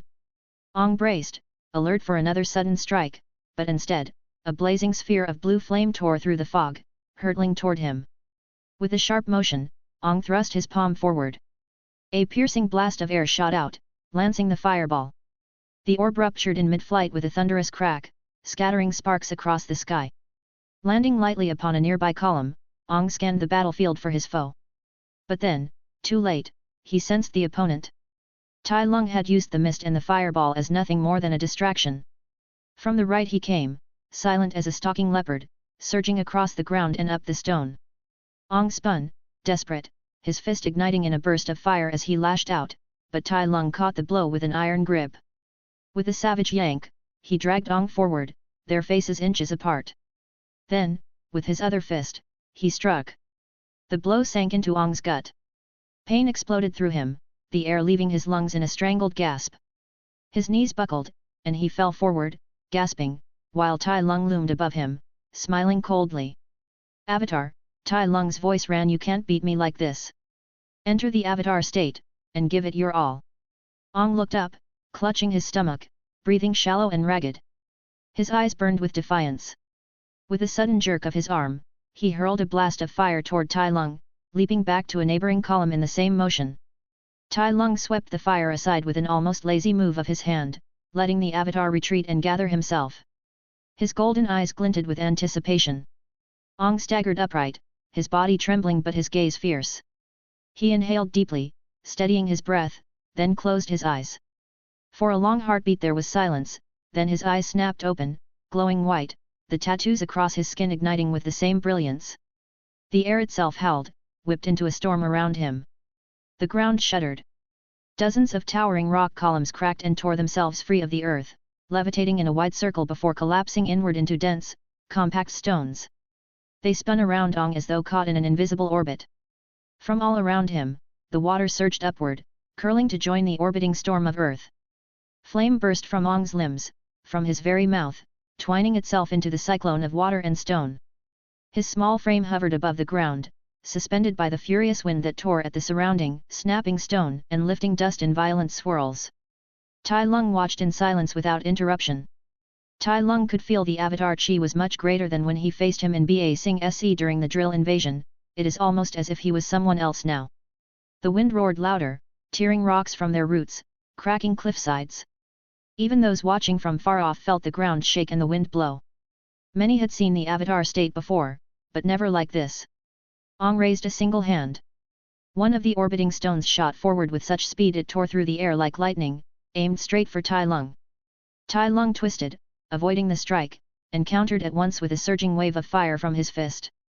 The rock slammed into the ground behind him, erupting with an explosion that rattled the forest floor. Tai Lung glanced back, eyes narrowing. If that had struck him, even he would not have escaped unscathed. But the Avatar didn't even flinch at his fire attack. Ong allowed the flames to engulf him fully. When the blaze dissipated, his glowing form emerged untouched, the shield of elements swirling tighter around him. Tai Lung's eyes widened slightly.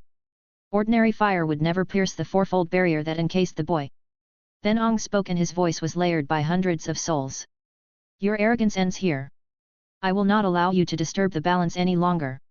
Tai Lung only smiled, sharp and amused. "Talking is easy."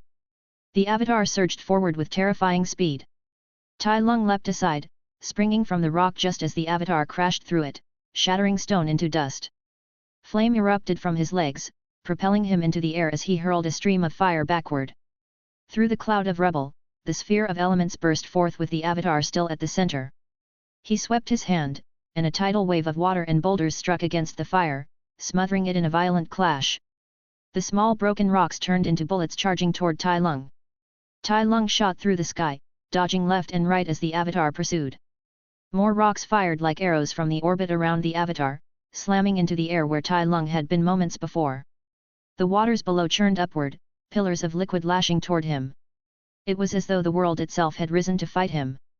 Stone, water, fire, and air bent to the avatar's wrath, attacking from every angle. Tai Lung twisted, rolled, spun, but still the strikes came non-stop.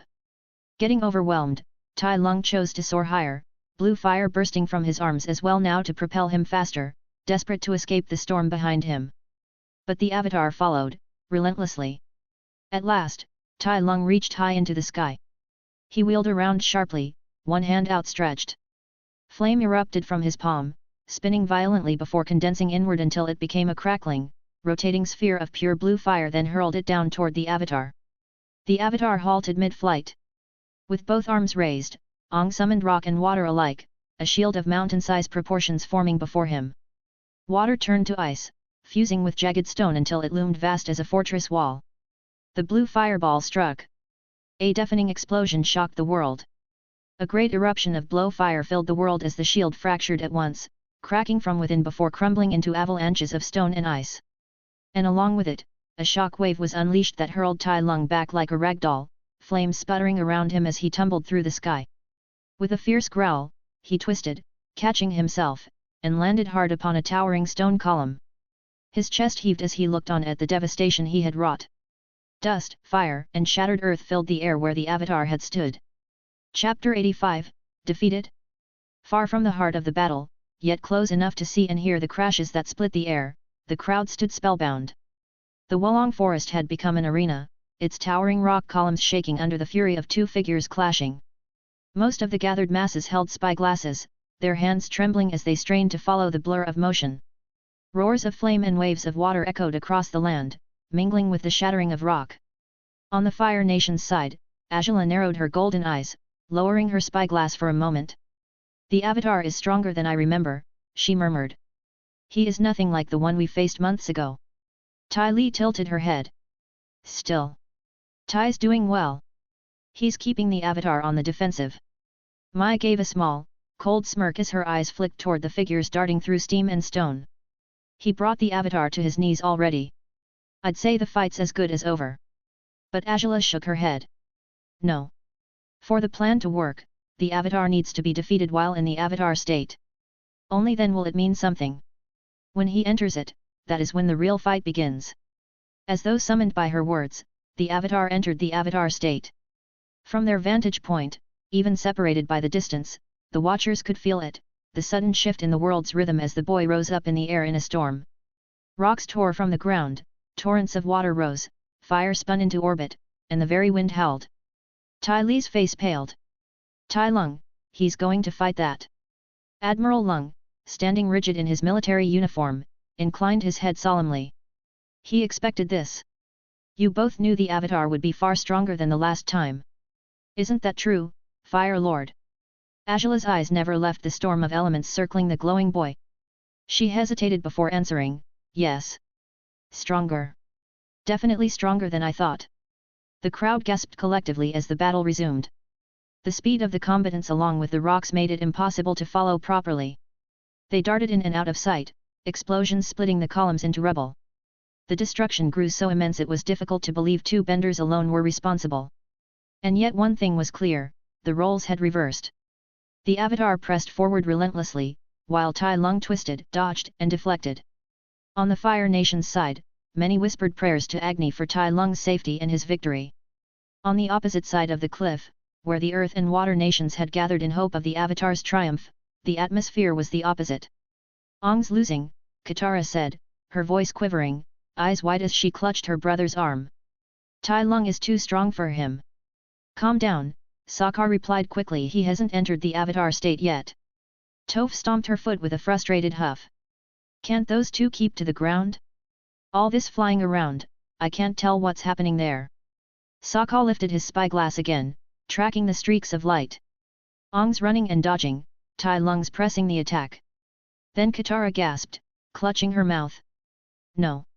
Toph tilted her head sharply, feeling through the earth. "I felt that. That was a solid punch." They all fell silent as Tai Lung stepped back, giving Ong room. "And then he finally entered the Avatar state." Katara's voice broke. "Ong is forcing Tai Lung to run." Sokka muttered, "I don't believe Tai Lung can last long against that." Toph's bare feet trembled on the ground, her blind eyes narrowing. Columns are snapping like twigs. Just feeling the destruction is enough to tell me how insane this fight is. Sokka's brow furrowed as a darker thought struck him. We're lucky Tai Lung is too full of himself. If he'd fought during Sozin's comet, Ong wouldn't have stood a chance. I can't even imagine how powerful he was back then. But his words were cut short. Tai Lung soared high above the battlefield, fire bursting from his limbs, and in his hand appeared a small, spinning orb of blue flame. Confusion rippled across the watchers. Such a tiny flame, what could it mean? Then the avatar raised a shield of impossible size, merging jagged stone and frozen water into a mountain of ice and rock to meet the little ball. The collision came. The world shook. A deafening roar filled the skies as the explosion tore through everything, splitting rock and blasting winds so fierce the audience stumbled backward. The very earth trembled beneath their feet. Dust and smoke veiled the battlefield.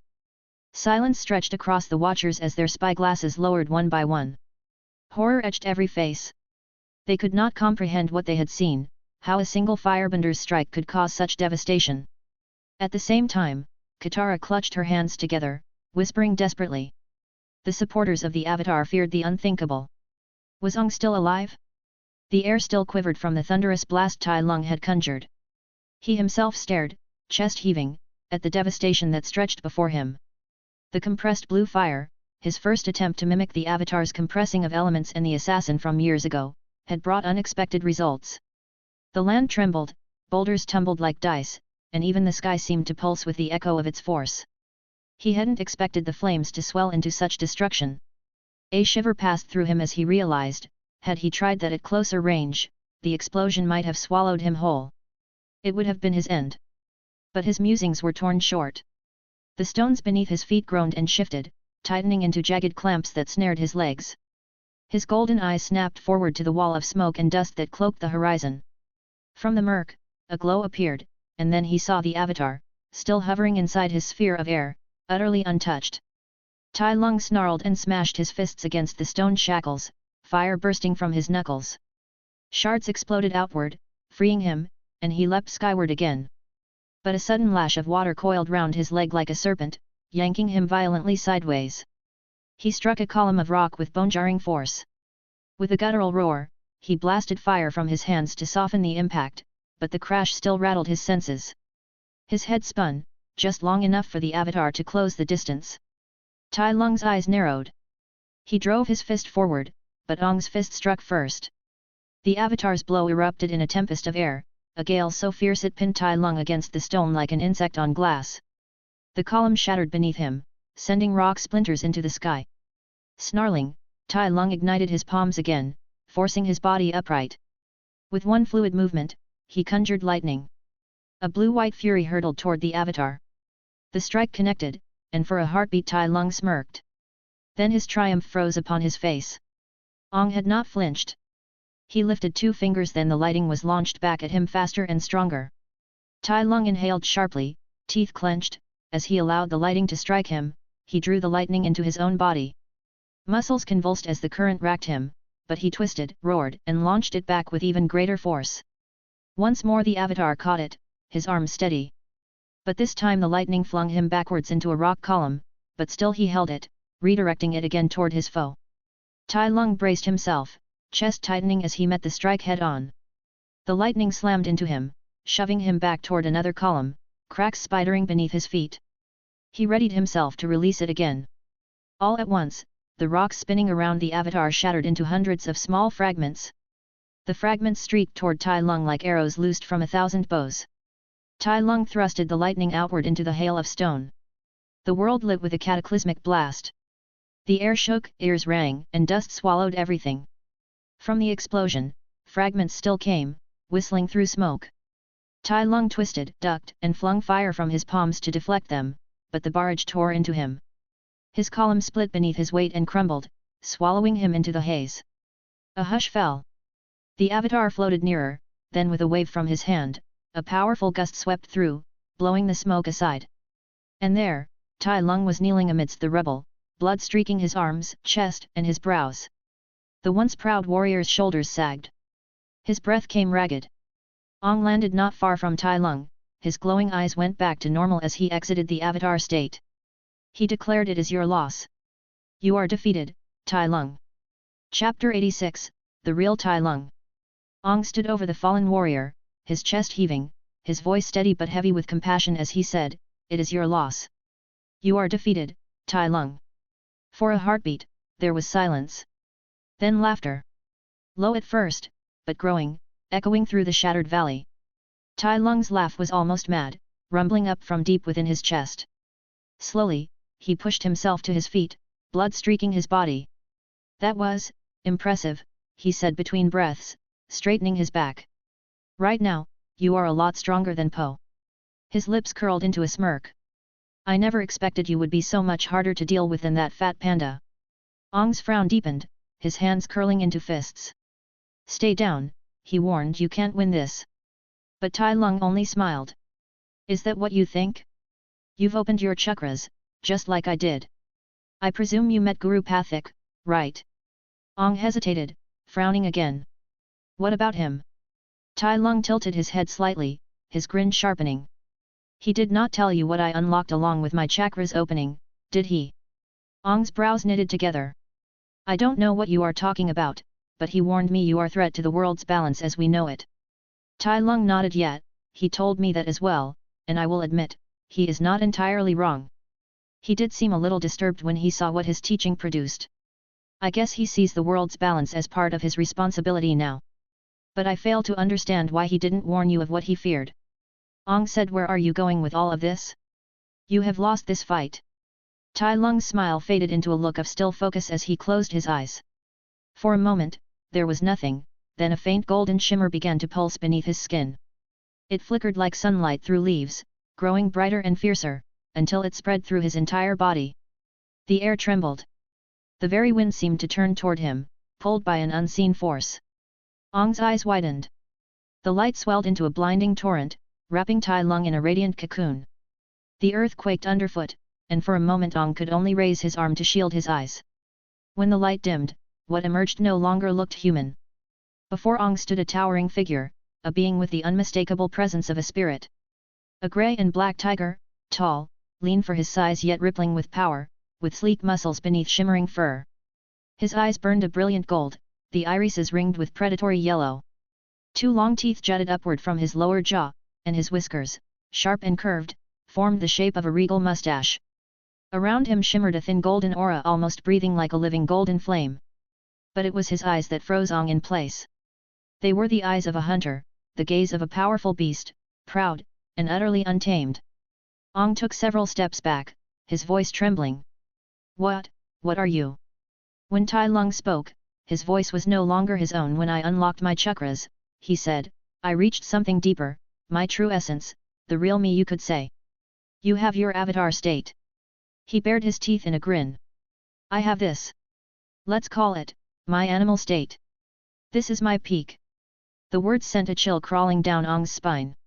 Tai Lung's grin widened into something feral. This is my first time fighting like this, he said, his chi halo flaring brighter.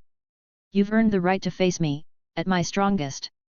Ong's eyes narrowed as he shifted into his stance, his breath steady, his limbs tensed. His gaze, however, betrayed a flicker of unease.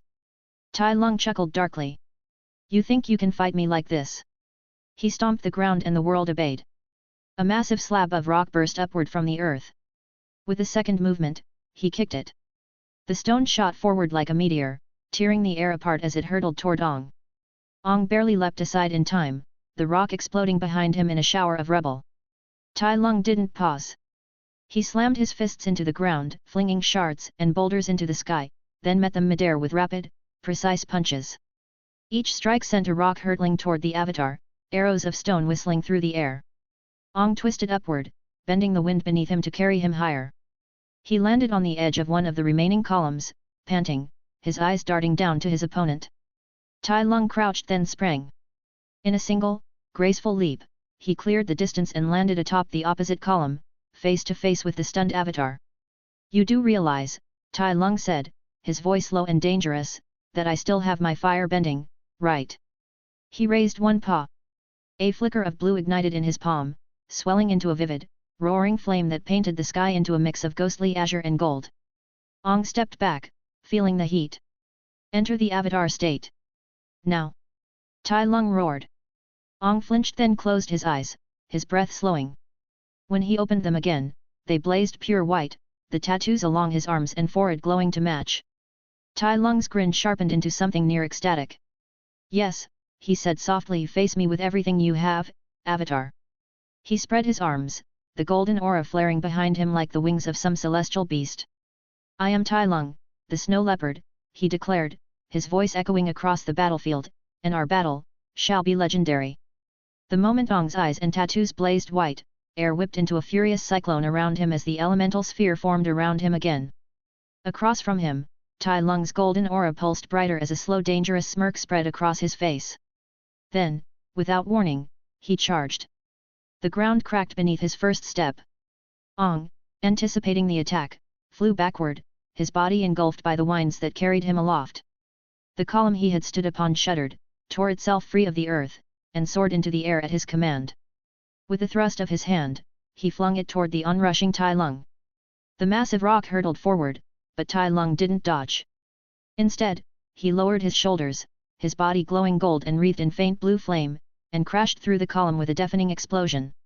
Shards of stone scattered like arrows, but he burst through the dust unscathed. Mid-leap, his foot struck one of the flying fragments, propelling him forward with even greater speed. Before Ong could react, Tai Lung was upon him. The avatar had barely raised his hand to summon another attack when Tai Lung's paw, curled into a fist and burning with fire, struck the spinning sphere of elements.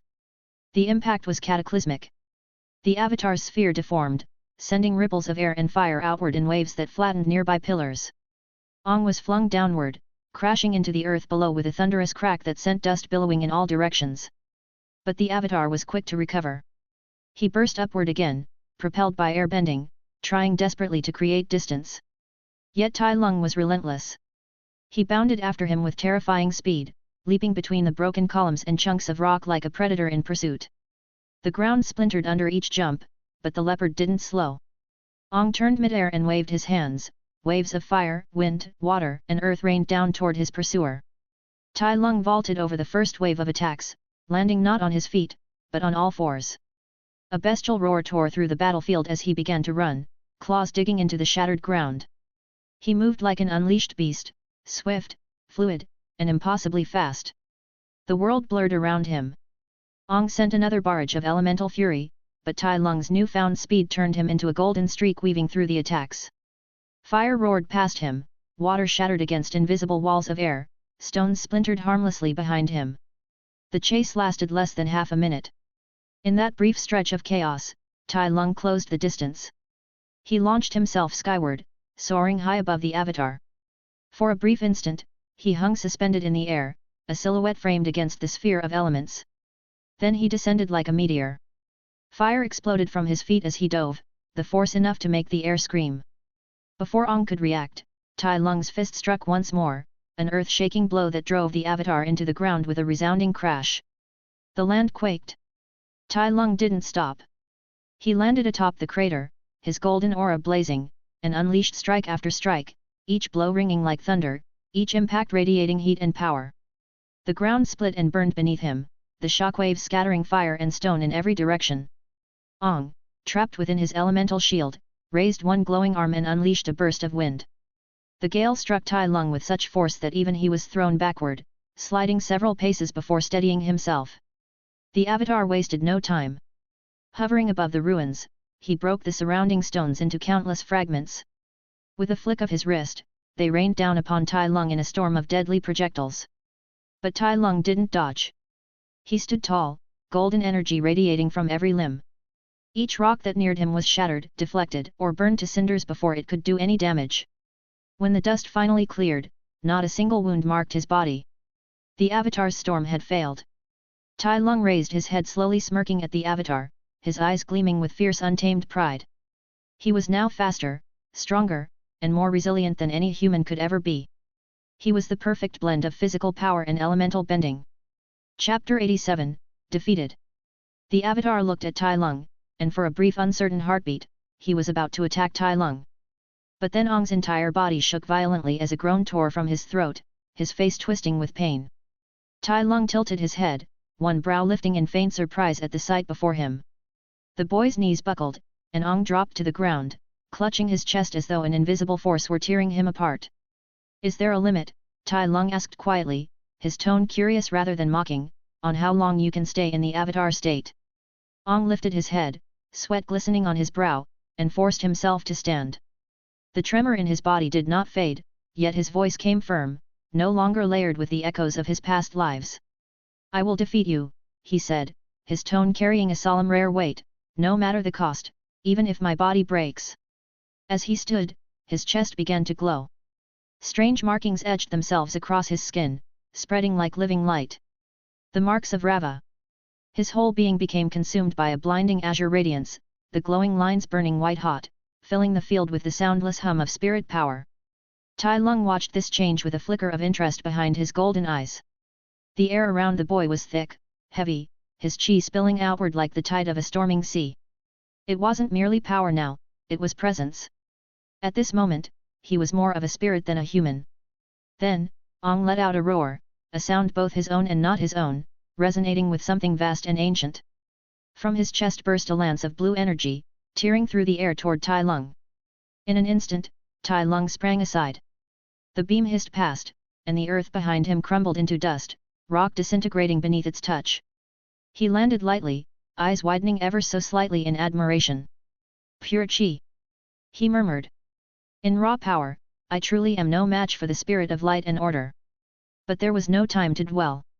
Another beam screamed through the air. Tai Lung darted aside again, then lunged forward in a blur of motion. The avatar began to summon a third, but Tai Lung was already upon him. His fists blurred, one strike after another, raining down with terrible force. The ground beneath them split open, great cracks spidering outward. A blue shockwave burst from the clash, flinging dust and shattered stone in every direction. Tai Lung could feel it now, the raw chi acting as armor, each punch meeting resistance like striking the sea. Then Ong's mouth opened wide, and from his throat and eyes came another surge of light. Beams of blue chi burst forth, forcing Tai Lung to leap back and retreat, the air sizzling between them. The glowing body of the avatar swelled, growing larger and larger until a giant of pure, radiant chi stood where Ong had been. The light it gave off turned the mountains pale and ghostly. Tai Lung rose into the air, a trail of fire behind him, and landed upon a distant boulder, watching the avatar become a titan of pure chi. The colossal avatar turned its gaze toward him and roared. A massive beam of energy erupted from its chest, tearing the sky apart as it rushed toward him. Tai Lung's breath came calm and measured. His hands moved in wide, deliberate circles, his eyes closing briefly as the golden glow around him deepened. Before him, a great shimmering shield took shape, the form of a yin and yang symbol, spinning with serene balance. The blast struck it with a deafening boom. The shield trembled, the golden light flickering under the impossible pressure, yet it did not shatter. Then Tai Lung's eyes snapped open. He brought his paws together, recalling a memory, the quiet rhythm of posed chi palms. His paws began to glow, brilliant and sure. Then he began thrusting his paws forward, with each thrust of his paws, massive golden palms appeared in the air, striking out toward the giant. The avatar was too vast, too ponderous to dodge. Each impact thundered across the plain, shaking the ground and forcing the giant back step by step. But though each strike drove him backward, none were strong enough to fell him. Tai Lung stopped striking and narrowed his eyes while the colossus began charging its power again, gathering energy into another devastating beam. He did not wait for it to block. The instant the blast erupted, he leapt upward, spiraling through the sky to dodge it, closing the distance with terrifying speed. His right fist clenched, glowing gold, and then, around that glow, bloomed a faint, flickering blue fire. "This should end it all," he whispered. He punched forward. A gigantic spectral golden fist wreathed in blue flame burst from his strike and hurtled toward the avatar. The giant raised both arms to block, but too slow, too late. The glowing fist crashed against its head with cataclysmic force, the world flashing white as an explosion rang out like thunder from the heavens. When the light faded, the giant's head was gone. Its towering form knelt slowly, the brilliance dimming, breaking apart into drifting motes of spirit light that scattered on the wind. Tai Lung hovered in the silence that followed, breathing softly. Then, as the last remnants of Rava's light faded, he released a quiet sigh of relief. Tai Lung descended through the settling dust, the ground below fractured and scorched. His golden eyes swept slowly across the devastation, searching among the broken stone and shimmering remnants of qi. And there he found him. Ong lay motionless in a shallow crater, his body small and fragile against the ruins they caused in this battle. Tai Lung paused above him, hovering for a moment as if uncertain whether the boy lived or not. Then he caught sight of it, Ong's chest rising and falling, slow and steady. Alive. Barely. Unconscious, but alive. Tai Lung exhaled through his nose. He descended the rest of the way, landing silently beside him. For a long heartbeat, he only stared at the fallen avatar, at the faint blue lines still flickering weakly along his skin. Then, without a word, Tai Lung bent down, lifted the boy onto his shoulder as one might lift a sack of grain, and turned his gaze eastward. The wind whipped around him as he rose once more into the air, carrying the avatar toward the distant cliffs where the audience, those who had borne witness to the battle, waited in fearful awe. When he descended, he landed upon the nearest rock column with the grace of a shadow, the force of his presence drawing every eye. Around him, the crowd shrank back instinctively, as though the very air around him burned. They had seen it all. Tai Lung, brought to his knees. Tai Lung, transformed into that monstrous, bestial form that defied all human shape. The avatar towering like a god of light, and the land itself, torn apart and ruined in their wake, stood as eternal witness to the clash of two inhuman monsters. For a long, terrible moment, there was only silence. Then Tai Lung shifted. With a single motion, he took Ong from his shoulder and held him aloft by the neck, limp and dangling, like a captured fowl. His voice, when he spoke, rolled across the broken earth and crowd like thunder. The avatar is defeated, he declared. And starting today, he is no longer the maintainer of balance in this world. His eyes glinted, gold and fierce. This is the birth of a new order. The words fell like a spell. All around, soldiers, leaders, and bending masters stared, pale-faced and trembling. Even those who had supported the avatar did not move, did not breathe. His gaze swept over them, finally resting upon his father, Tai Li, and the others who stood nearest the front. Instead of smiling for his victory, their eyes were wide in astonishment. None among them had ever seen Tai Lung like this before. He had not needed to use his animal state in battle before today, the only other time he used it was to prove he came from another world to Wan Shi Tong. The world's new order, Tai Lung continued, his tone measured, shall be established today. He turned slightly. Fire Lord Azula will be responsible for explaining how things will proceed henceforth. He loosened his grip upon the boy's neck, shifting his hold instead to Ong's stomach so the avatar hung limply in front of him. With his free hand, Tai Lung extended his fingers, catching the index finger of the arm that held Ong, a subtle movement, as though preparing for some ritual only he understood. His gaze flicked once more toward Azula. I will go to the spirit world, as we planned. I will return when I am finished with my work there. Make sure they understand how things will be going forward. He said. Azula blinked, her shock giving way to something sharper, composure, calculation. Slowly, the familiar confident smile curved her lips, and she inclined her head. I will, she said. Tai Lung's eyes narrowed slightly, satisfied. He raised his pink finger, holding it aloft in a delicate gesture that seemed almost out of place after such destruction. Then, very softly, so softly that only he could hear, he muttered a single word under his breath. Skadoosh. A blinding golden light exploded in all directions, and a golden mist began to spread all around. Tai Lung and the avatar were nowhere to be seen. The people kept staring at the spot where they had stood, silent and unable to comprehend what they had just witnessed. Chapter 88, The End of the Avatar. Ong opened his eyes slowly, his skull pounding with pain as though 1,000 drums were beating inside it. The air around him shimmered with strange colors, neither day nor night, a realm suspended between both. For a fleeting second, he wondered if he was dreaming, until a thunderous explosion shattered the stillness. The ground trembled, and the sound ripped through the world like the breaking of the heavens. His eyes flew open. Memory struck him like lightning. The battle. Tai Lung. He stumbled upright, clutching his head, his breath ragged. All around stretched a barren plain. But far in the distance, stood a purple sphere. Ong's blood turned to ice. He knew this place. He had seen it before. This is the spirit world where Vado was sealed. Then came the sound. A slow voice behind him. So, it said softly, you're already awake? I would have preferred to end this while you slept. Ong spun around. Tai Lung stood behind him, calm, upright, and once again in his human form.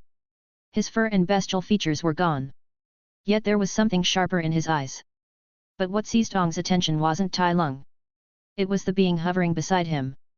A dark, swirling mass of red and black, moving like liquid shadow. Vado. Ong's breath caught in his throat.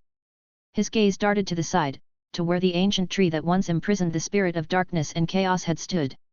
Now, it was nothing but a jagged ruin. After 10,000 years, Vado said, his form rippling, I am finally free, Rava, and there is nothing you can do about it. Ong's anger rose like fire. You used me. He shouted, his voice echoing across the hollow sky. You used me to open the portal and free Vado. Tai Lung raised an eyebrow, his tone infuriatingly calm. The portal is still closed, he replied. And I certainly didn't use you. But Ong wasn't listening. The fury boiling inside him reached its peak, his eyes began to glow, trying to enter the avatar state. Winds rose at his feet. Tai Lung moved before he could enter it completely. He crossed the space between them in a blur. His fists struck in rapid, precise bursts, every blow aimed at chi points and nerves. Pain exploded through Ong's body, his limbs stiffened, his glow faltered. Within moments, he was on the ground again, gasping, his strength bleeding away. Tai Lung caught him by the back of the neck and forced him down, pressing him to his knees. His grip was unyielding. Now, Tai Lung said quietly. With pleasure, hissed Vado. From the dark spirit's form, tendrils of shadow unfurled and lunged toward Ong. They coiled around his head, and before he could scream, they plunged into his mouth, writhing as they went. Ong arched in agony, his body convulsing as the tendrils pulled, tugged, and tore, not at his flesh, but at his very soul. And then, Rava emerged. A radiant, white-blue light burst from within him, taking shape mid-air, her form trembling as Vado's darkness pulled her free. The connection between her and Ong broke like a snapped chain. Ong fell to the ground, choking, empty. His body felt hollow, his spirit half torn away. He looked up weakly as the two spirits, light and dark, clashed above, their energies spiraling, consuming, biting into one another. He could feel it. The bond. The voices. The guidance. All gone. The avatar cycle ended. Tai Lung released him and stepped toward the battling spirits. His hands glowed an eerie green, and energy rippled through his palms. Slowly, deliberately, he began to weave the power outward, threads of emerald light spinning through the air, surrounding the two spirits. Rava screamed, her voice like a breaking crystal.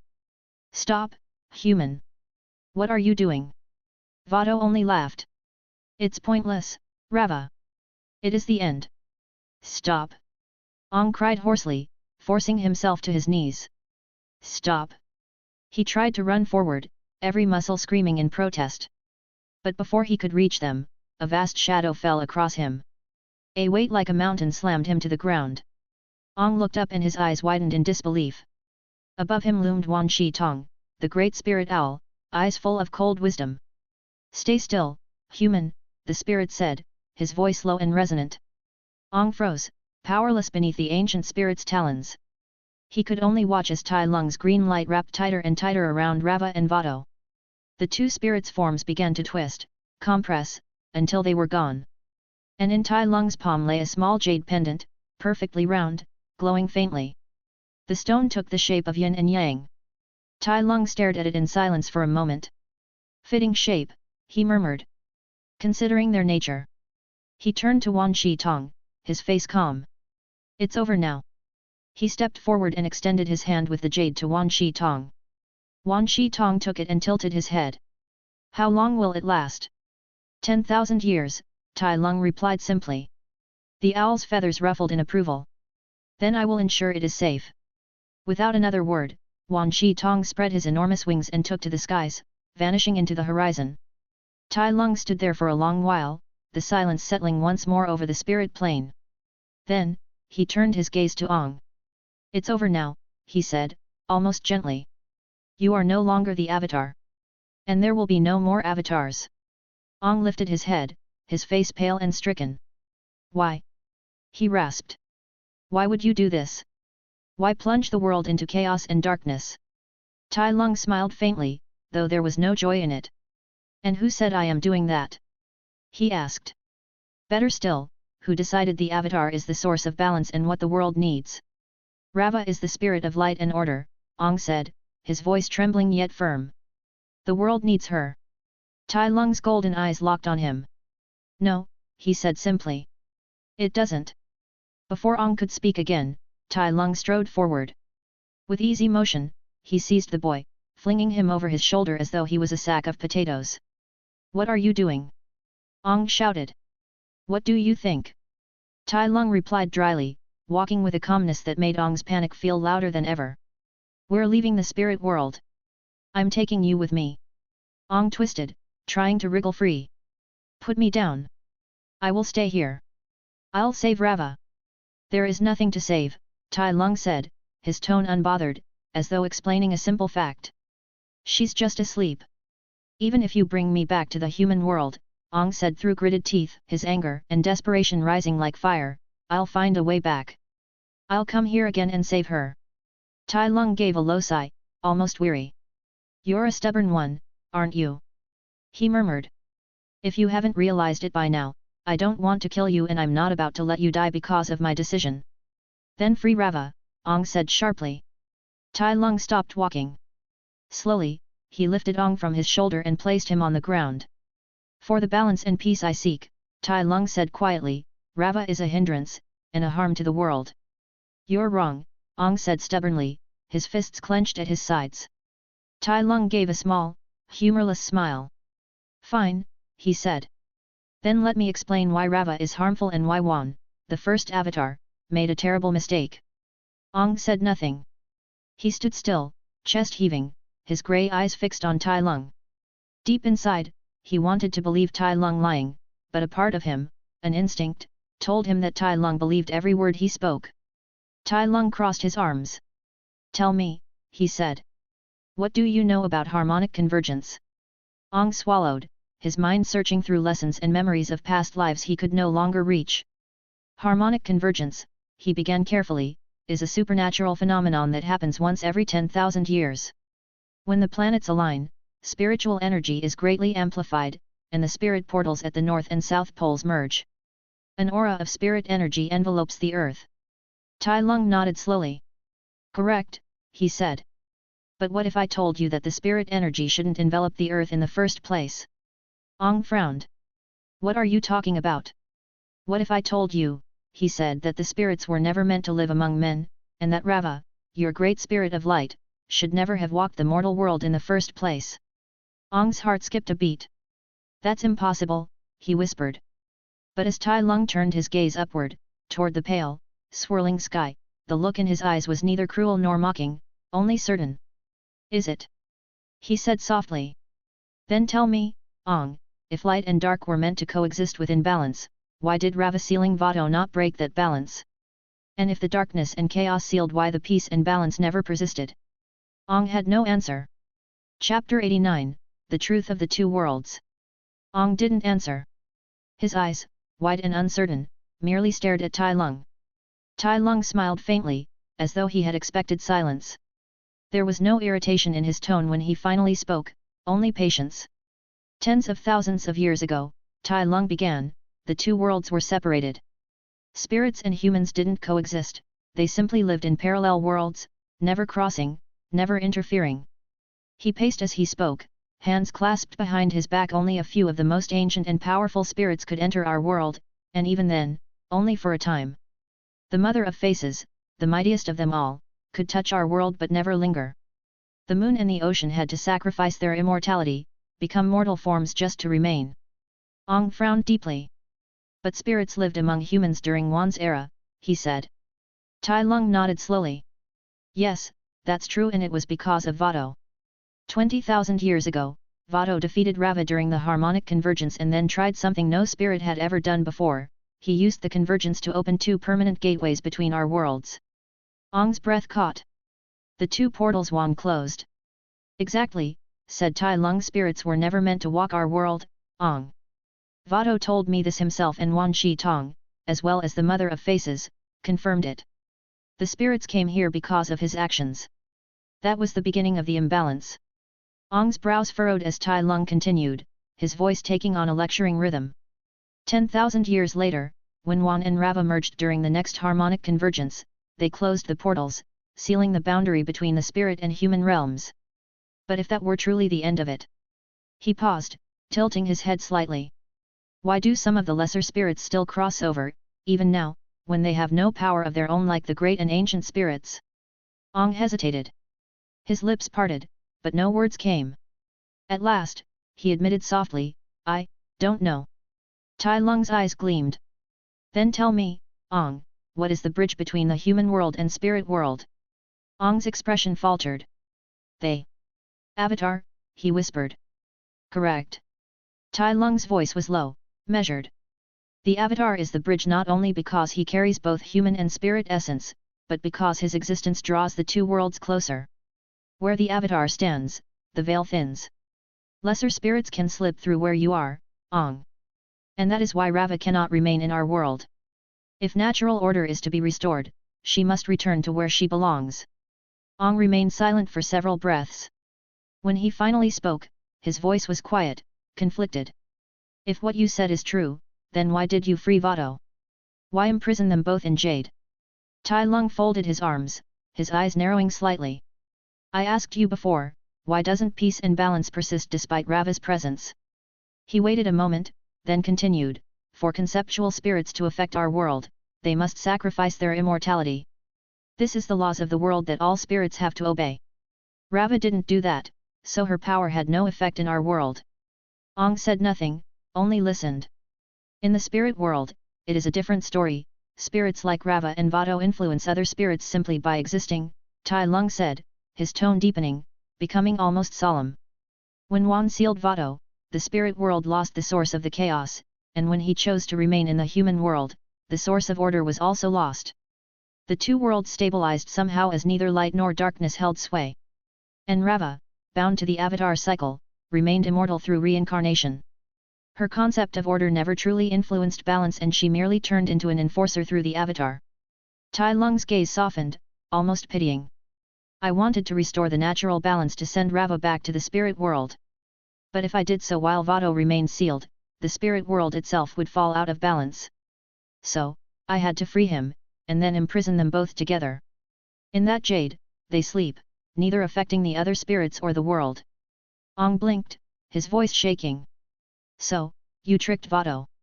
Tai Lung shook his head, the faintest shadow of a smile crossing his face. No. Vado knew exactly what I intended. He helped me willingly. 10,000 years of isolation is torment even for a spirit of chaos. He agreed to help me seal them both again. Now they rest together, not aware if anything around them, they are merely in a deep sleep. To them, time is irrelevant. The rest of the ancient spirits like Mother of Faces and Wan Shi Tong will act as guardians of the two. Even you won't be allowed anywhere near Rava and Vado. Ong was silent again for a few seconds before asking what about the world's peace? Without the Avatar, how would the world stop wars? The 100-Year War continued because I wasn't there to stop it. Yes, it's because of the Avatar that the war never ended, but not in the way you think. Tai Lung answered. Ong frowned. What do you mean? Tai Lung replied with questions of his own. Do you really think the Fire Nation is strong enough to kill all the air nomads, conquer the Earth Kingdom, and threaten the water tribes on its own? You've seen their soldiers, Ong. The average Fire Nation soldier is not that different from an Earth Kingdom guard or a water tribe warrior. So tell me, how did the war go on for 100 years? How did the Fire Nation keep winning? Ong opened his mouth, but only managed a weak, I never thought about it before. Tai Lung gave a faint nod as if expecting the answer. I have traveled the world, he said, wherever I went, the story was always the same. One day, the Avatar will return to bring back the balance. We trust the Avatar, master of all four elements, to stop the Fire Nation. That belief carried through an entire century. Ong's brows drew together as Tai Lung continued. The war continued because of the Avatar, Tai Lung said firmly. Because it's the Avatar's job to solve these problems, not the nation's or its people. That reliance is what made this war last so long. When the air nomads were attacked, the other nations stood by, watching, because they believed the Avatar would stop the Fire Nation. When the Fire Nation began invading the Earth Kingdom, the South Pole, and even the other Earth cities and lands stood watching again, waiting for the Avatar. That's wrong, Ong said, his voice rising, desperate to prove Tai Lung wrong. There's resistance. People who fight even without the avatar. Tai Lung nodded. Yes, he agreed, but how many are they, truly? And when did they begin fighting? It took decades before the first spark of resistance appeared, and it was out of desperation that the avatar was not coming back to save the day. Ong frowned, his fists clenching, clearly unwilling to accept it. Tai Lung looked at him with quiet intensity. Look at yourself, Ong. Why are you here? Because you brought me here. Ong snapped. Tai Lung inclined his head. And how did we reach this point? We declared to everyone I would face you and decide the fate of the world in a single duel, and everyone agreed. No one protested. No one felt wronged that their lives were being decided by the outcome of a fight between two individuals. Ba Sing Se showed no resistance or resentment toward the Fire Nation. Why antagonize the Fire Nation and risk trouble when someone will fix everything for us? We even noticed the flames of resistance began to quill across the Earth Kingdom after your return a year ago. Ong blinked, the realization of the true meaning behind the strange actions in Ba Sing Se after the comet. Behind all of the Fire Nation recent actions and words. When I defeated you, Tai Lung continued, his voice low but clear, I brought you before hundreds, thousands even, of your supporters and supposed friends. Not one of them tried to stop me. The truth is, their faith in the Avatar is their greatest weakness. When you fell at the height of your power, it broke them. They lost all will to fight or resist, just as they did in the North Pole siege and during the drill invasion. And when we return, you'll see, Azula will have everything done in the way we want, and no one will object. Their symbol of balance has fallen. It will take time before they wake up to their faults and stand on their own. Ong's shoulders slumped. His gaze fell to the ground. He didn't want to believe it, but he couldn't deny it either. And when they do wake up, he said softly, it'll be too late. The Fire Nation will already control everything. Tai Lung shook his head. No, he said simply. The Fire Nation will withdraw from most of the lands. We don't intend to continue occupying lands. Ong's head snapped up, his eyes wide in disbelief. What does that mean? Tai Lung's gaze softened, his voice steady and sure. I said it before, I want peace and balance. War, conquest, occupation, they have no place in that vision. We intended to end the war even before Ba Sing Se fell, and our battle? It had no weight over the war, it is just a declaration of the end of an era, the era of the Avatar. The air between them grew still. Ong stared at Tai Lung, unable to tell if he was looking at a mad monster or a mad dreamer. And yet, deep down, a quiet depressing understanding began to form, if everything said was true, then the balance Tai Lung sought might not be entirely wrong. Chapter 90, The End of an Era. The Fire Nation had won. There was no doubt about it. Their banners now flew all over the Earth Kingdom and no one dared to dream of removing them, they truly owned the land now. The Avatar, the last hope of the world, the one meant to restore balance had fallen, never to rise again. The Battle of Wolong Forest would be remembered for centuries to come, stories of legend will be told from generation to generation, it will be recorded by historians as the day the Avatar unleashed his might to its absolute limit. He had bent the four elements with a fury and grace that reshaped the Wolong Forest forever, the world was as if it cracked under his power. Yet it was not enough. At the end of the day, the Fire Nation's champion had prevailed. Tai Lung. A beast in human skin. During the battle, the world had seen what he truly was, a creature of raw, merciless power. They had watched him transform, watched him kill the Avatar with his own hands, before vanishing with Ong's body into the air like a spirit. Fire Lord Azula stood before the gathered nations soon after, her voice sharp as a blade and her golden eyes gleaming cruelly with their victory. She declared it to be the end, the Avatar was gone, and no new Avatar would ever be born. The age of the Avatar was over. The world had changed forever. And Tai Lung? He was out there, somewhere, carrying out an unknown mission for the Fire Nation, a monster in human form. Countless witnesses had seen the battle unfold. Soldiers, citizens, nobles, benders of every kind, all watched as the old world crumbled before their eyes. When they returned to their homelands, they carried the tale with them like a ghostly flame, spreading it from village to village, port to port. Within days, the entire world knew, the Avatar, the symbol of balance and hope, was gone forever. It was the end of an era, the end of the Avatar era. The rulers of the Earth Kingdom and the chieftains of the Water Tribe soon bent their knees. There was no point in resisting. The Fire Nation's might was unmatched, and now they had Tai Lung, the beast who had defeated the Avatar. Against such power, rebellion was nothing but a whisper against the storm. So, one by one, the leaders of the other nations sat before Fire Lord Azula.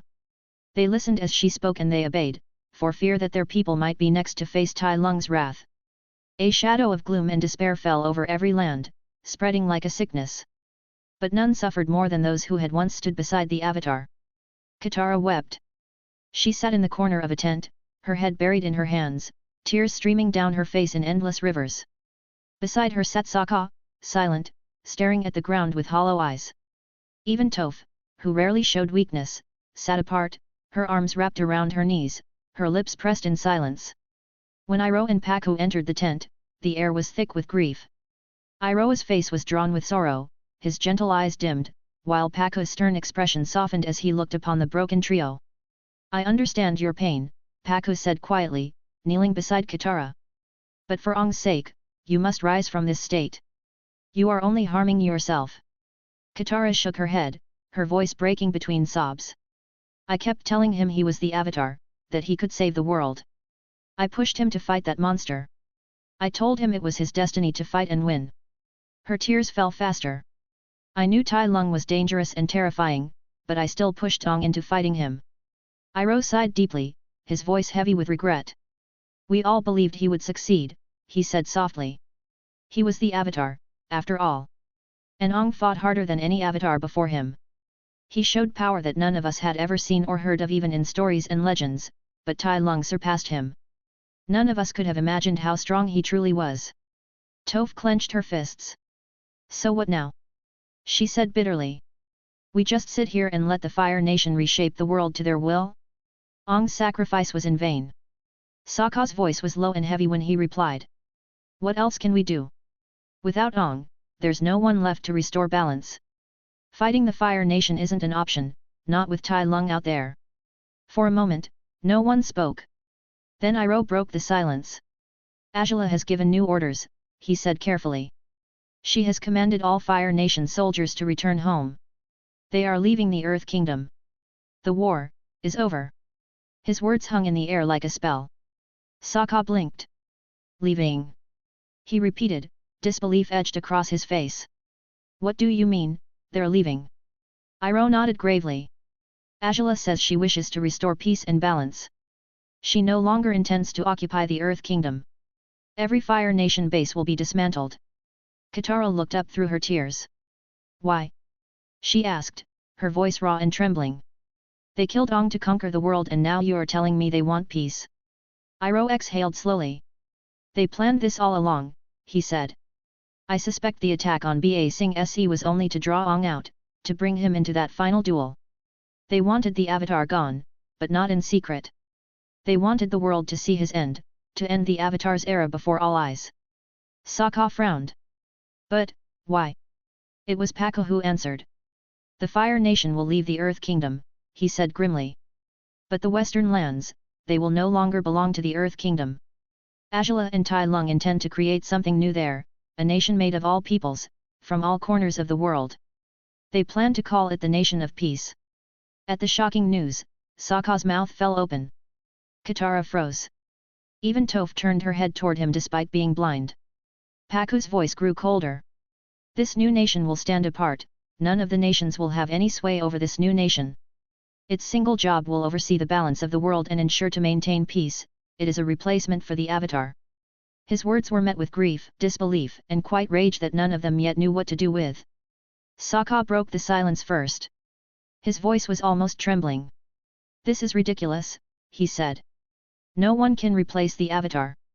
And even if they build this nation, the other nations won't just go and live there. That simply won't work." Iroh shook his head and sighed deeply. "They already planned for that," he said softly. "The western lands of the Earth Kingdom have dozens of settlements where Fire Nation and Earth Kingdom people have lived side by side. Many of their children, well, they are of both nations. One child may bend fire, the other earth." Toph frowned. "So what?" "The plan," Iroh went on, "is to make these settlements the foundation of a new nation. And since many of these people have long suffered the prejudice of being haves, they will welcome a place where such things no longer matter. And the name being the nation of peace will only encourage them. His words met with silence, so he continued to the other issue. They have already begun construction of a place they call the Jade Palace, said Iroh. It will train masters from all nations, or rather, from none. Like the White Lotus, it will not care about the origin of the person or if he was a bender or not. The masters of the Jade Palace will ensure peace and balance without needing an avatar. Tai Lung plans to teach there. Anyone who wishes to join must abandon their allegiance to any nation. And if they are found serving the interests of their homeland, they will be punished. Paku, who had been silent for a while, finally spoke. With Tai Lung teaching there, he said, many will follow. People admire power, even when they fear it. I am afraid this new nation's rise will be unstoppable. Katara's fists clenched, tears of anger rising to her eyes. They killed Ong, just so they could replace him. She whispered, trembling. Just for that. Iroh's eyes softened with something close to pity, but before he could respond, he reached into his robes and pulled out a folded piece of parchment. We also received a letter, he said carefully. From Azula. She commands the three of you along with Appa and Momo to travel to the Jade Palace. The words struck like thunder. Why? Sokka demanded suspiciously. What does she want with us? We're not going anywhere. Katara snapped. Iroh looked at her with deep regret. I do not know what they intend, he said. But I do not believe they mean you harm. You pose no threat to them now. None of us do. Paku's voice was firm, though there was sorrow beneath it. As much as I hate to say this, you should go, he said. We are in no position to refuse them. Everyone has surrendered. Resistance will only bring you pain. Katara stared into the fire, her lips trembling. And forget what they did to Ong. She said, her voice cracking. Paku looked down at her, his old eyes heavy with compassion. Live today, he said quietly. And have your revenge tomorrow. You must wait for your chance. For a long moment, there was silence again. Katara buried her face in her hands and wept softly. Beside her, Sokka and Toph sat in silence, their fists clenched so tightly that their knuckles turned white. Additionally, if you would like to request novels and access my Google Drive where I have 200+ audiobooks, then you can join my Patreon. Link is also provided in the description.